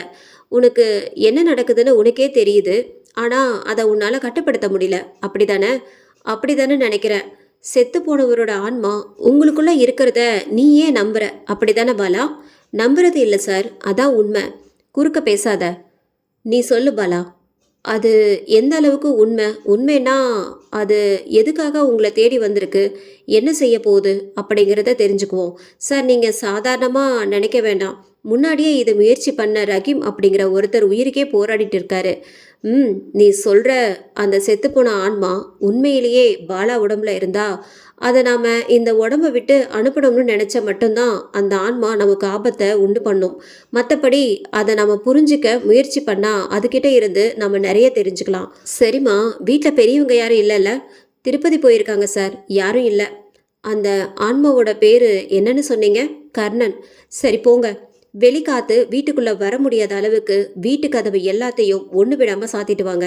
என்ன பண்ண போகிறீங்க சார்? உங்கள் மனசை படிக்க போகிறேன். சாத்திட்டேன் சார். வெளிச்சம் இருக்கக்கூடாது, விளக்கு எல்லாம் அணைச்சிருங்க. நம்மளை சுற்றி 4 மெழுகுபர்த்தி மட்டும் பொருத்தினா போதும். அஞ்சு அவர் சொன்ன எல்லாத்தையும் பண்ணிட்டா. இப்போ 3 பேரும் எதிரெதிராக பார்த்த மாதிரி தரையில் உட்கார்ந்துருக்காங்க. 15 நிமிஷம் 3 பேருக்கும் நடுவில் எந்த பேச்சும் இல்லை. ஆனால் ராம் பாலாவோட கண்ணை மட்டும் பார்த்துட்டே இருக்காரு. ஒரு சொடுக்கு போட்டு கர்ணா டக்குன்னு திரும்பி பார்க்குறான். பாலா கண்ணில் இருக்கிற கருப்பு மறைஞ்சு வெள்ளையாக மாறுது. அவன் முகமும் கர்ணனா மாறுது. அப்போ அஞ்சுவுக்கு பார்க்கவே பயமா இருக்கு. கர்ணன், உன் உயிர் மேல உனக்கு ஆசை இருந்தா இங்க இருந்து போயிடு. நான் உயிரோட இருக்கேன்னு யாரு சொன்னா கர்ணா? அவரின் கண்களும் இப்போ வெள்ளையா மாறுது. இதை பார்த்த அஞ்சுக்கு பயத்துல இதய துடிப்பு பக்கு பக்குன்னு அடிக்குது. இப்ப 2 பேரும் சேர்ந்த மாதிரி அஞ்சுவை பார்க்கறாங்க. கர்ணா, எனக்குள்ளேயும் உன்ன மாதிரி ஒருத்தன் ரொம்ப வருஷமா இருக்கான் கர்ணா. அவனை என்னால வெளியே அனுப்ப முடியல. ஆனா அவனை என் கட்டுப்பாட்டுக்குள்ள கொண்டு வந்துட்டேன். என்ன மாதிரியே இங்க இன்னொருத்தனுக்கும் நடந்திருக்குன்னு அஞ்சு சொன்னதை கேட்டுதான் உன்னை பார்க்கணும், உன்கிட்ட பேசணும்னு உன்னை தேடி வந்தேன். என்ன பேசணும் என்கிட்ட? என்ன வேணும் உனக்கு? எதுக்காக இதெல்லாம் பண்ற? கர்ணன், நான் வாழணும், அஞ்சு கூட செம்மையா வாழணும் அப்படி நினைச்சு சந்தோஷமா இருந்தா என்னை கொன்னுட்டாங்க. செத்ததுக்கு அப்புறம் தான் தெரிஞ்சது செத்தது என் உடம்பு மட்டும்தான்னு. அப்போ என்னை சுற்றி வெறும் காற்று மட்டும்தான் இருந்தது. நான் பேசுனது யாருக்கும் கேட்கல, நான் இருக்கிறதும் யாருக்கும் தெரியல. காத்தடிக்கிற திசையில் என் ஆன்மா பறந்து போச்சு. எங்கே போகிறது என்ன பண்ணுறதுனே தெரியல. 3 மாசமா நரக வேதனை. கடவுளே, நீ இருந்தா என்ன உணர்வு இல்லாமல் அழிச்சிரு. காத்தோட காத்தா என்னை கலக்க வச்சு எனக்கு மோச்சம் கொடுன்னு கெஞ்சினே கதறினேன். அப்போ அந்த காத்து என்னை அஞ்சுக்கிட்ட கூட்டிட்டு போச்சு. நான் அஞ்சுவை பார்த்தேன். மறுபடியும் வாழணும் அப்படிங்கிற எண்ணம் எனக்குள்ள தோண ஆரம்பிச்சுது. ஏதாவது உடம்புல புகுந்து வாழணும்னு முயற்சி பண்ணேன். ஆனா எந்த உடலையும் என்னால் அடைய முடியல. என்ன பண்றதுன்னு தெரியாம அஞ்சுவியை சுத்தி சுத்தி வந்தேன். அப்பதான் பாலா என் கண்ணில் பட்டான். அந்த உடம்ப கடந்து போகும்போது எனக்குள்ள உயிர் வந்த மாதிரி ஒரு புது உணர்வு. என்னால் அவன் உடம்ப கட்டுப்படுத்த முடிஞ்சுது. ஏன் இவன் உடம்பு மட்டும் என் உயிர் ஏற்றுக்குச்சுன்னு எனக்குள்ள பல கேள்விகள் இருந்தாலும் அதை எல்லாத்தையும் ஓரம் கட்டிட்டு பாலாக்குள்ள கர்ணனா வாழ ஆரம்பித்தேன். நான் நினச்சதெல்லாம் நடந்தது. நான் முழுசா பாலாவாவே வாழ ஆரம்பித்தேன். எங்களுக்கு கல்யாணமும் முடிஞ்சுச்சு. அதுக்கப்புறம் தான் எனக்கு உண்மையே புரிஞ்சுது. என்னை ஏன் இவன் உடம்பு மட்டும் ஏற்றுக்க வச்சது அப்படிங்கிற காரணம். என்ன கர்ணா புரிஞ்சுது உனக்கு? அதுதான் கர்மா, செய்த பாவத்துக்கான தண்டனை. யாரு என்ன பாவம் பண்ணாங்க? புரியுற மாதிரி சொல்லு. நீ புத்திசாலித்தனமா அவனோட மனசை கட்டுப்படுத்தி உள்ளே இருக்க என்கிட்ட பேசி உனக்கு தேவையான உண்மையை வாங்குறதா நினச்சிட்டு இருக்க. நான் உனக்கு கட்டுப்பட்டு உண்மையை சொல்றதுக்கு காரணம் நீ இல்லை, அது என்னோட கர்மா. நான் பண்ண பாவத்தின் வெளிப்பாடு. இந்த உலகத்துல நம்ம எல்லாரையும் சுத்தி பல லட்சம் கோடி வட்டங்கள் இருக்கு. ஒவ்வொரு வட்டத்துக்குள்ளேயும் சில பேர் அடைக்கப்பட்டிருக்காங்க. அந்த சில பேர் பண்ண பாவங்கள் அந்த வட்டத்துக்குள்ள இருக்கிற சில பேராலேயே தீர்க்கப்படுது. நான் இருந்த வட்டத்துக்குள்ள அஞ்சு, பாலா, ரஞ்சித், சரத், மனோஜ், விஜய், ஏகாம்பரம், ராம்னு இன்னும் சில பேர். இந்த வட்டத்துக்குள்ளே இருக்க நம்ம எல்லோருக்குமே கண்டிப்பாக ஒருத்தருக்கு ஒருத்தர் சம்பந்தமும் தொடர்பும் இருக்கும். நாம் பண்ண நல்லது கெட்டது எல்லாத்துக்குமே எதிர்விளைவு இந்த வட்டத்துக்குள்ளேயே நம்ம கிட்ட இருந்தே நமக்கு திரும்பி கிடைக்கும். அது செத்தாலும் நம்மளை விடாது. நாம இருக்க இந்த வட்டத்தோட மையப்புள்ளி தான் அஞ்சு. அவளை வச்சு தான் எங்கள் காய்கள் நகர்த்தப்படுது. அவ தான் நம்ம எல்லாரையும் ஆட்டி வைக்கிறான். சரி, உன்னை கொன்னது யாரு? இந்த கேள்வியை கேட்டவுடன் கர்ணன் பயங்கர கோபமாக மாறுகிறான். வீட்டில் உள்ள பொருட்கள் அதிர்ந்து கீழே விழுக பயங்கரமாக காற்று அடிக்கிறது. இன்னொரு பக்கம் ஸ்டேஷனில் பதற்றத்துடன் இருந்த ரஞ்சித் அருகில் ஏகாம்பரம் வருகிறான். சார், 2 வருஷமா உங்களை பார்க்குறேன். எந்த ஒரு கேஸையும் நீங்கள் இவ்வளோ சீரியஸாக எடுத்துக்கிட்டதில்லை. ஆனால் இதுக்கு மட்டும் ஏன் இவ்வளோ பதற்றமாக இருக்கீங்க? நான் ரொம்ப பதற்றமாக இருக்கேன்ல? ஆமாம் சார், பயமாக இருக்கு ஏகா, ரொம்ப பயமாக இருக்கு. இங்கே சொல்லு, உன்னை கொலை பண்ணது யாரு? எதுக்காக நீ பாலா உடம்புல இருக்க? கர்ணன் கோபமாக அஞ்சுவை நோக்கி விரலை நீட்டுகிறான். ராம் அஞ்சுவை அதிர்ச்சியுடன் பார்க்கிறார். ஃப்ளாஷ்பேக். கர்ணன் அஞ்சுவை வழக்கமாக பின்தொடர்வது போல் அவள் வீட்டின் வெளியவே நின்று அவளை பார்க்கிறான். அதை அஞ்சுவின் அண்ணன் சரத் பார்த்து விடுகிறான். ஹே, அஞ்சுவை ஃபாலோ பண்ணுறியா? இன்னொரு வாட்டி அவள் பின்னாடி சுத்துறதை பார்த்தா அடிச்சே கொன்றுவேன். போடா. கோபத்தின் உச்சிக்கே சென்ற கர்ணன் பதிலுக்கு சரத்தை அடிக்க இருவரும் சண்டை போட்டு உருளுகின்றனர். இறுதியில் சரத் மண்டையில் இருந்து ரத்தம் கொட்டுகிறது. அவனை அடிச்சத வேற அங்க இருக்கிற நிறைய பேர் பார்த்துட்டாங்க. அவனுக்கு ரொம்பவே அசிங்கமாயிடுச்சு. கூட்டம் கூட அவமானத்தில் அவன் உடனே வீட்டுக்குள் சென்று விட்டான். அன்னையில இருந்துதான் மிருகமாகவே மாறிட்டான். அஞ்சுவுக்காக 3 கொலைகள் என்னையே அறியாம கோபத்துல நான் பண்ண பாவங்கள் அது. கர்ணன் இப்போது இவன் வீட்டுக்குள் இருக்கிறான். யாரோ வீட்டு கதவை ஓங்கி எட்டி மிதிக்கிற மாதிரி சத்தம் வருது. எழுந்து போய் கதவை திறந்து அம்மாவை சரத் எட்டி வயிற்றிலே மிதிக்கிறான். அவங்க பொத்துன்னு கீழே விழுந்து மயங்கிட்டாங்க. சரத் பின்னாடி ரஞ்சித்தும் நிற்கிறான். இருவரும் சேர்ந்து கர்ணனை மாறி மாறி அடித்து வெளுக்கின்றனர். அவனை அடித்து தூக்கி வீச தரையில் சுருண்டு கீழே விழுந்து மயங்குகிறான். சரத் மயங்கி கிடந்த அவன் அருகில் சென்று வாயில் கை வைத்து பார்க்க, மச்சான் செத்துனா போலடா. ஐயோ, இப்போ என்னடா பண்றது? ரஞ்சித் உடனே அவங்க அப்பா கமிஷனருக்கு கால் பண்றான். நான் சொன்னதை அப்படியே பண்ணிட்டு அங்க இருந்து அமைதியா வந்துருன்னு கமிஷனர் சொன்ன திட்டத்தை செய்யறான். இந்த உலகம் நான் தற்கொலை பண்ணிக்கிட்டேன்னு நம்புது. என்னோட பாவத்தின் கர்மாவால நான் சரத் ரஞ்சித்தால கொல்லப்பட்டேன். எனக்கு பாலா உடம்பு ஏன் கிடைச்சது அப்படிங்கிறதுக்கான பதில் சரத் ரஞ்சித் அவங்க செஞ்ச பாவத்தோட கர்மா. என்னால தான் அவங்க உயிர் பிரியணும். அதான் அவங்க விதி. பாலாவால நான் ஆசைப்பட்ட வாழ்க்கையை வாழ்ந்துட்டேன்.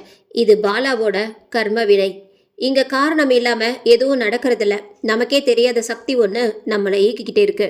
பேசிட்டு இருக்கும்போதே பாலா அப்படியே மயங்கி கீழே விழுறான். சார், என்னாச்சு அவருக்கு? ஒன்றும் இல்லை. அவனை தூக்கி கட்டில் படுக்க வைக்கிறாங்க. தூங்கட்டும், அவனுக்கு கொஞ்சம் மன அழுத்தமாக இருக்கும். சார், நீங்கள் சொன்ன மாதிரி நிஜமாவே உங்களுக்குள்ளேயும் ஒரு பேய் இருக்கா? இல்லை இல்லை, அப்படியெல்லாம் இல்லைம்மா. அது ஆன்மாக்களால் கட்டுப்படுத்தாத மனோவியல் ரீதியாக நான் கையாளுற ஒரு போலியான யுக்தி.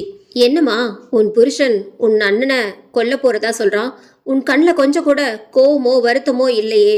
சாதாரணமாக என்கிட்ட கேள்வி கேட்குற. ஏதோ தப்பாக இருக்கே. அப்படியெல்லாம் எதுவும் இல்லை சார். எனக்கு இதெல்லாம் முன்னாடியே தெரியும். எல்லாமே முன்னாடியே தெரியுமா? எல்லாமே இல்லை. பாதி பாலாக்குள்ள கர்ணன் இருக்கான். அவன் என்ன எனக்கு தெரியாமல் என்னை காதலிச்சான். இதெல்லாம் பாலா உள்ளே இருந்தே அவன் என்கிட்ட சொல்லியிருக்கான். ஆனால் ரஞ்சித் சரத் இதில் சம்மந்தப்பட்டிருக்கிறது எனக்கு இப்போதான் தெரியும். அதுதான் அதிர்ச்சியாக இருக்குது. உங்கள் அண்ணன் உன்கிட்ட இதை பற்றி சொன்னதே இல்லையா? இல்லை சார். ப்ரொஃபஸர் 5 கண்ணை உத்து பார்க்குறாரு. என்னாச்சு சார்? ஒன்றும் இல்லை. உன் கண்ணு உண்மையை சொல்லுதா பொய் சொல்லுதான்னு பார்த்துட்ருக்கேன். நான் பொய் சொல்ல வேண்டிய அவசியம் என்ன இருக்குது சார்? அதுவும் சரிதான். இப்போது என்ன பண்ணுறது? இந்த பிரச்சனைக்கு என்னதான் முடிவு? சரத் ரஞ்சித் கொல்லப்படலாம். அவங்க இறந்ததுக்கப்புறம் பாலாவை விட்டு கர்ணன் வெளியேறலாம். இல்லை, உன் மேலே இருக்க காதலால் அவன் பாலாவை கொன்னுட்டு அவன் கர்ணனாவே உன் கூட வாழ்ந்துடலாம். என்ன, பாலாவை கொன்னுடுவானா? என்ன சொல்கிறீங்க? பயப்படாத. கொலைனா நீ நினைக்கிற மாதிரி கொலை இல்லை. இதை தடுக்கவோ மாற்றவோ யாராலையும் முடியாது. அவங்க கர்மா என்ன சொல்லுதோ அதுபடி நடக்கும். இப்போ நான் என்ன பண்ணணும் சார்? என்ன தோணுதோ அதை பண்ணு. நடக்கிறத யாராலையும் தடுக்க முடியாது. முடிஞ்சா நீ உன்னை காப்பாத்திக்க பாரு. குழப்பத்திலேயே 5 பாலா பக்கத்துல உட்காந்து பாலாவையே பார்த்துட்டு இருக்கா. இங்கே ரஞ்சித் ஏகாம்பரத்திடம் என் மனசுல இருக்கிறத யாருக்கிட்டையாவது சொல்லணும்னு தோணுது. அதுக்காக உங்ககிட்ட இதை சொல்றேன். அப்போ நான் கல்லூரியில் படிச்சுட்டு இருந்தேன். அப்பா கமிஷனர், அதனால எனக்குன்னு ஒரு மரியாதை இருந்தது. அப்பவே அதை பயன்படுத்தி நண்பர்கள்கிட்ட கெத்து காட்டுறது, யாரா இருந்தாலும் தைரியமா வீடு பூந்து அடிக்கிறதுன்னு நண்பர்களுக்காக பண்ணிட்டு இருந்தேன். அப்போ அந்த வயசுல இதெல்லாம் எனக்கு பெருமையா இருந்தது. அப்படி இருக்கும்போது யதார்த்தமா ஒரு நாள் கர்ணன் அப்படிங்கிறவனை அடிக்க போகும்போது அவன் செத்துட்டான். சத்தியமா வேணும்னே அதை பண்ணல நானு. அதுக்கப்புறம் அப்பா சிபாரிசால இன்ஸ்பெக்டர் ஆன. நான் பண்ண தப்புகளை சரி பண்ண முடிஞ்ச அளவுக்கு நேர்மையாகவும் ஒழுக்கமாகவும் வாழ முயற்சி பண்ணிட்டு இருக்கேன். இந்த நேரத்துல பாலா என்கிட்ட வந்து ஒரு படத்தை கொடுத்து அவன் பிரச்சனையே சொன்னான். எனக்கு அதிர்ச்சியா இருந்தது. அந்த படத்துல இருக்கிறவன் என்னால கொலை செய்யப்பட்ட கர்ணன். அவன் என்ன பழி வாங்கிறதுக்காக தான் பாலா உடம்புல பேயா வந்திருக்கான்னு தோணுச்சு. அதனால அவனை பத்தி அவன் கூடவே இருந்து விசாரணை பண்ணேன். அன்னைக்கு சரத்தின் பழைய வீட்டில் தூக்கு போட வைத்து கொலை செய்ய முயற்சித்தது. கர்ணனின் வீட்டில் பாலா துப்பாக்கியால் சுடுவான் என்று முன்கூட்டியே அறிந்த ரஞ்சித் பாலாவுக்கு எந்த பாதிப்பும் இல்லாம அவனை எப்படி விரட்டலான்னு யோசிச்சுட்டு இருக்கேன். எனக்கு எப்போ என்ன நடக்கும்னு பயமாவே இருக்கு ஏகாம்பரம். அவன் என்னை கொல்ல தான் வந்திருக்கான். அதுக்காக தான் காத்துட்டு இருக்கான். அவன்கிட்ட இருந்து எப்படி தப்பிக்கிறதுன்னு போராடிட்டு ஒவ்வொரு நாளும் நிம்மதி இல்லாம இருக்கேன். பேசாம நான் தான் பண்ணேன்னு எல்லாரும் முன்னாடியும் உண்மையை ஒத்துக்கிட்டா அவங்க உங்களை விட்டுருவாங்கன்னு தோணுது சார். இல்லை ஏகாம்பரம், உண்மையை ஒத்துக்கிட்டு ஜெயிலுக்கு போற அளவுக்கெல்லாம் நான் பக்குவப்படல. என்னால என் மொத்த குடும்பமும் தலை குடியும். எனக்கு அதுல விருப்பம் இல்லை. அதுக்கு நானே தற்கொலை பண்ணிக்கலாம். இப்ப என்ன பண்ண போறீங்க சார்? கடவுள் விட்ட வழி நடக்கிறது நடந்தே தீரும். பாலாவின் வீட்டில் 5 பாலாவையே பார்த்து கொண்டு அவன் அருகில் அமர்ந்திருந்தாள். திடீர்னு பாலா கண் முடிக்கிறான். என்ன நடந்தது இங்க? ஒன்றும் ஆகல பாலா. திடீர்னு பாலா வேகமாக மாறி, உங்க அம்மா வீட்டுக்கு போகலாம் வரியா? என்ன திடீர்னு? கேள்வி கேட்காத, வா என் கூட. இல்லை வேண்டாம், வான்னு சொல்றேன்ல. 5 தனியாக சென்று சரத்துக்கு கால் பண்றா. சொல்லு 5. நானும் அவரும் 1 மணி நேரத்துல வீட்டில் இருப்போம். உனக்காக தான் வரேன். வெளியே எங்கேயும் போயிடாத. வெளியே என்ன வேலையா இருந்தாலும் வீடு வந்து சேரு. என்ன திடீர்னு? எனக்கு எல்லாமே தெரிஞ்சிருச்சாண்ணா. பிரச்சனையே சரி பண்ணதான் வரோம். வீட்லேயே இரு. உன் நல்லதுக்காக தான் சொல்கிறேன். சரி சரிம்மா, நான் வீட்டிலே இருக்கேன். கால் கட் செய்து திரும்பினால் பின்னால் பாலா. அவன் முகத்தில் அவ்வளோ சந்தோஷம். இன்னைக்கு எல்லாமே முடிஞ்சிடும் 5. அஞ்சு பயங்கர அதிர்ச்சியாகிறாள். ஏனென்றால் அவன் கர்ணனாக பேசுகிறான். ஆனால் உருவ அமைப்பு மாறவில்லை. பாலாவை போல்தான் உள்ளது. 2 பேரும் வண்டியில போறாங்க. அஞ்சு மனசுல பல சிந்தனைகள் ஓடிட்டு இருக்கு. எதையும் வெளிக்காட்டாம அமைதியா வரா. கொஞ்ச நேரத்துல வீடு போய் சேர்ந்துடுறாங்க. வீட்டுல 2 பேருக்கும் நல்ல வரவேற்பு கிடைக்குது. கொஞ்ச நேரம் கழிச்சு சரத், அஞ்சு, பாலா 3 பேரும் ஒரு அறையில தனியா கதவை சாத்திட்டு பேச உட்கார்றாங்க. சரத், சொல்லு, என்ன பேசணும்? பக்கத்துல இருக்கிற பாலாவை பார்த்துக்கிட்டே இருக்கான். நீயும் ரஞ்சித்தும் பண்ண எல்லாமே எனக்கு தெரிஞ்சிருச்சு. மன்னிப்பு கேளு அவர்கிட்ட. பாலா அமைதியா தலையை குனிஞ்சுக்கிட்டே உட்கார்ந்துருக்கான். எதுக்கு மன்னிப்பு கேட்கணும்? என் தங்கச்சி பின்னாடி ஒருத்தர் சுத்துவான், அதை கேட்டா என்னையே அடிப்பானா எல்லார் முன்னாடியும்? பதிலுக்கு நான் எதுவுமே பண்ணாம சும்மா இருக்கணுமா? ஆனா நான் கொல்லணும்லாம் அடிக்கல. அன்னைக்கு நடந்தது ஒரு விபத்து. தப்பு என் மேல இல்ல. பரவாயில்லடா, இருக்கட்டும், மன்னிப்பு கேளு. அஞ்சு யாருக்கிட்ட அவனை மன்னிப்பு கேட்க சொல்ற? அதிர்ச்சியில முழிக்கிறான். பீதியாவுறான். என்ன மச்சான் முழிக்கிற? ஒன்றும் இல்லை, நானும் உன் தங்கச்சி பின்னாடி சுற்றி காதலிச்சு அவளை கல்யாணம் பண்ணிக்கிட்டேன். நீ என்ன ஏன் மச்சான் அடிக்காமல் கல்யாணம் பண்ணி வச்ச? உங்களை அஞ்சு காதலிச்சா? அவனை காதலிக்கல, அதான் அவனை அடித்தேன். ஓஹோ, அதுவும் சரிதான். நான் மட்டும்தான் காதலிச்சேன்ல. அவளுக்கு நான் ஒருத்தன் தான் இருக்கிறதே தெரியவே தெரியாதுல்ல. பாலா திடீரென கதறி அழுகிறான். புரியுது மச்சான், நான் தான் உன்கிட்ட மன்னிப்பு கேட்கணும்ல. சரி, நீ பயப்படாத, உனக்கு ஒன்றும் ஆகாது. இதை கேட்டு அஞ்சுக்கு ஒரு பக்கம் செம்ம சந்தோஷமா இருந்தாலும் இன்னொரு பக்கம் பகீர்னு ஆயிடுச்சு. ஆமா, ஒரே முகத்துல ஒரே டோன்ல பாலாவும் கர்ணனும் ஒரே ஆள் மாதிரி பேசுறான். கொஞ்ச நேரத்துல எல்லோருக்கும் சொல்லிட்டு அங்க இருந்து கிளம்புறாங்க. அறையில பாலா அமைதியா படுத்திருக்கான். அஞ்சு மனசுல இப்ப நிறைய சந்தேகங்கள். அதை போக்க நினைக்கிறா. தேங்க்ஸ் பாலா. எதுக்கு? என் அண்ணன் நிலைமையை புரிஞ்சுக்கிட்டதுக்கு. பரவாயில்ல, பாத்துக்கலாம். இதை கேட்டு அஞ்சுக்கு ஒரே ஆச்சரியம். பாலா சாதாரணமா கர்ணனாவே பதில் சொல்றான். என் பாலா எங்கே? என்னடி லூசு மாதிரி என்கிட்டயே வந்து என்னையே எங்கன்னு கேட்குற? அஞ்சு அழுவுறா. தனியா போய் ராம் சாருக்கு கால் பண்ணி நடந்ததை சொல்றா. ஸோ அப்படின்னா கர்ணன் பாலாவை கொன்னுட்டான். ஐயோ ப்ளீஸ், எனக்கு புரியுற மாதிரி சொல்லுங்க. கொலைனா நீ நினைக்கிற மாதிரி உடம்பும் உயிரும் கொல்றது இல்லை. அவன் பாலாவோட ஆத்மாவை கொன்னுட்டான். கடந்த 5 வருஷமா அவன் இதைத்தான் ட்ரை பண்ணிட்டு இருந்திருக்கான். இனிமே என்ன ஆகும் சார்? அது நடக்கும்போது தான் தெரியும். நாட்கள் நகருது. ராம் சார் சொன்ன மாதிரி கர்ணன் பாலாவுக்குள்ள கலந்து பாலாவே மாறிட்டான். ஒரு கட்டத்துல அஞ்சுவும் இதை ஏத்துக்கிறா. என்ன தெரிஞ்சோ தெரியாமலும் இப்படி எல்லாம் நடக்க நானும் ஒரு காரணமா இருந்துட்டேன். இதை நான் ஏத்துக்கிட்டு தான் ஆகணும்னு அவளை சமாதானப்படுத்திட்டு பாலா கூட சந்தோஷமா இருக்க முயற்சி பண்றா. ஒரு விபத்துல ரஞ்சித் அப்பா கமிஷனர் இருந்துட்டாரு. ஆனா அது விபத்தா இல்லையான்னு ரஞ்சித்துக்கு மட்டும்தான் தெரியும். ரஞ்சித் இன்னும் அதே பயத்தோடையும் வேதனைகளோடையும் நாட்களை நகர்த்துகிறான். அஞ்சு பள்ளி செல்லும் நாட்களில் நடந்த ஒரு குட்டி நினைவு. ஏய், உன் பின்னாடி ஒருத்தன் ஃபாலோ பண்ற மாதிரி இருக்குடி. யாருடி? டக்குன்னு திரும்பி பார்க்கறா. அங்கே யாருமே இல்லை. அப்ப கர்ணன் ஒளிஞ்சிக்கிட்டான். என் கண்ணில் படல. இப்போ அவன் என் பாலாக்குள்ள ஒளிஞ்சிக்கிட்டான். கடைசியில அவன் என் பாலாவுள்ள மூழ்கி அவனுக்குள்ள தொலைஞ்சே போயிட்டான். இப்ப அவன் எப்பவுமே என்னோட பாலாவா என் கூடவே இருக்கான். இந்த எபிசோட் உங்களுக்கு பிடிச்சிருந்தது அப்படின்னா நம்ம சேனலை மறக்காம சப்ஸ்கிரைப் பண்ணுங்க, லைக் பண்ணுங்க, ஷேர் பண்ணுங்க. நன்றி, வணக்கம்.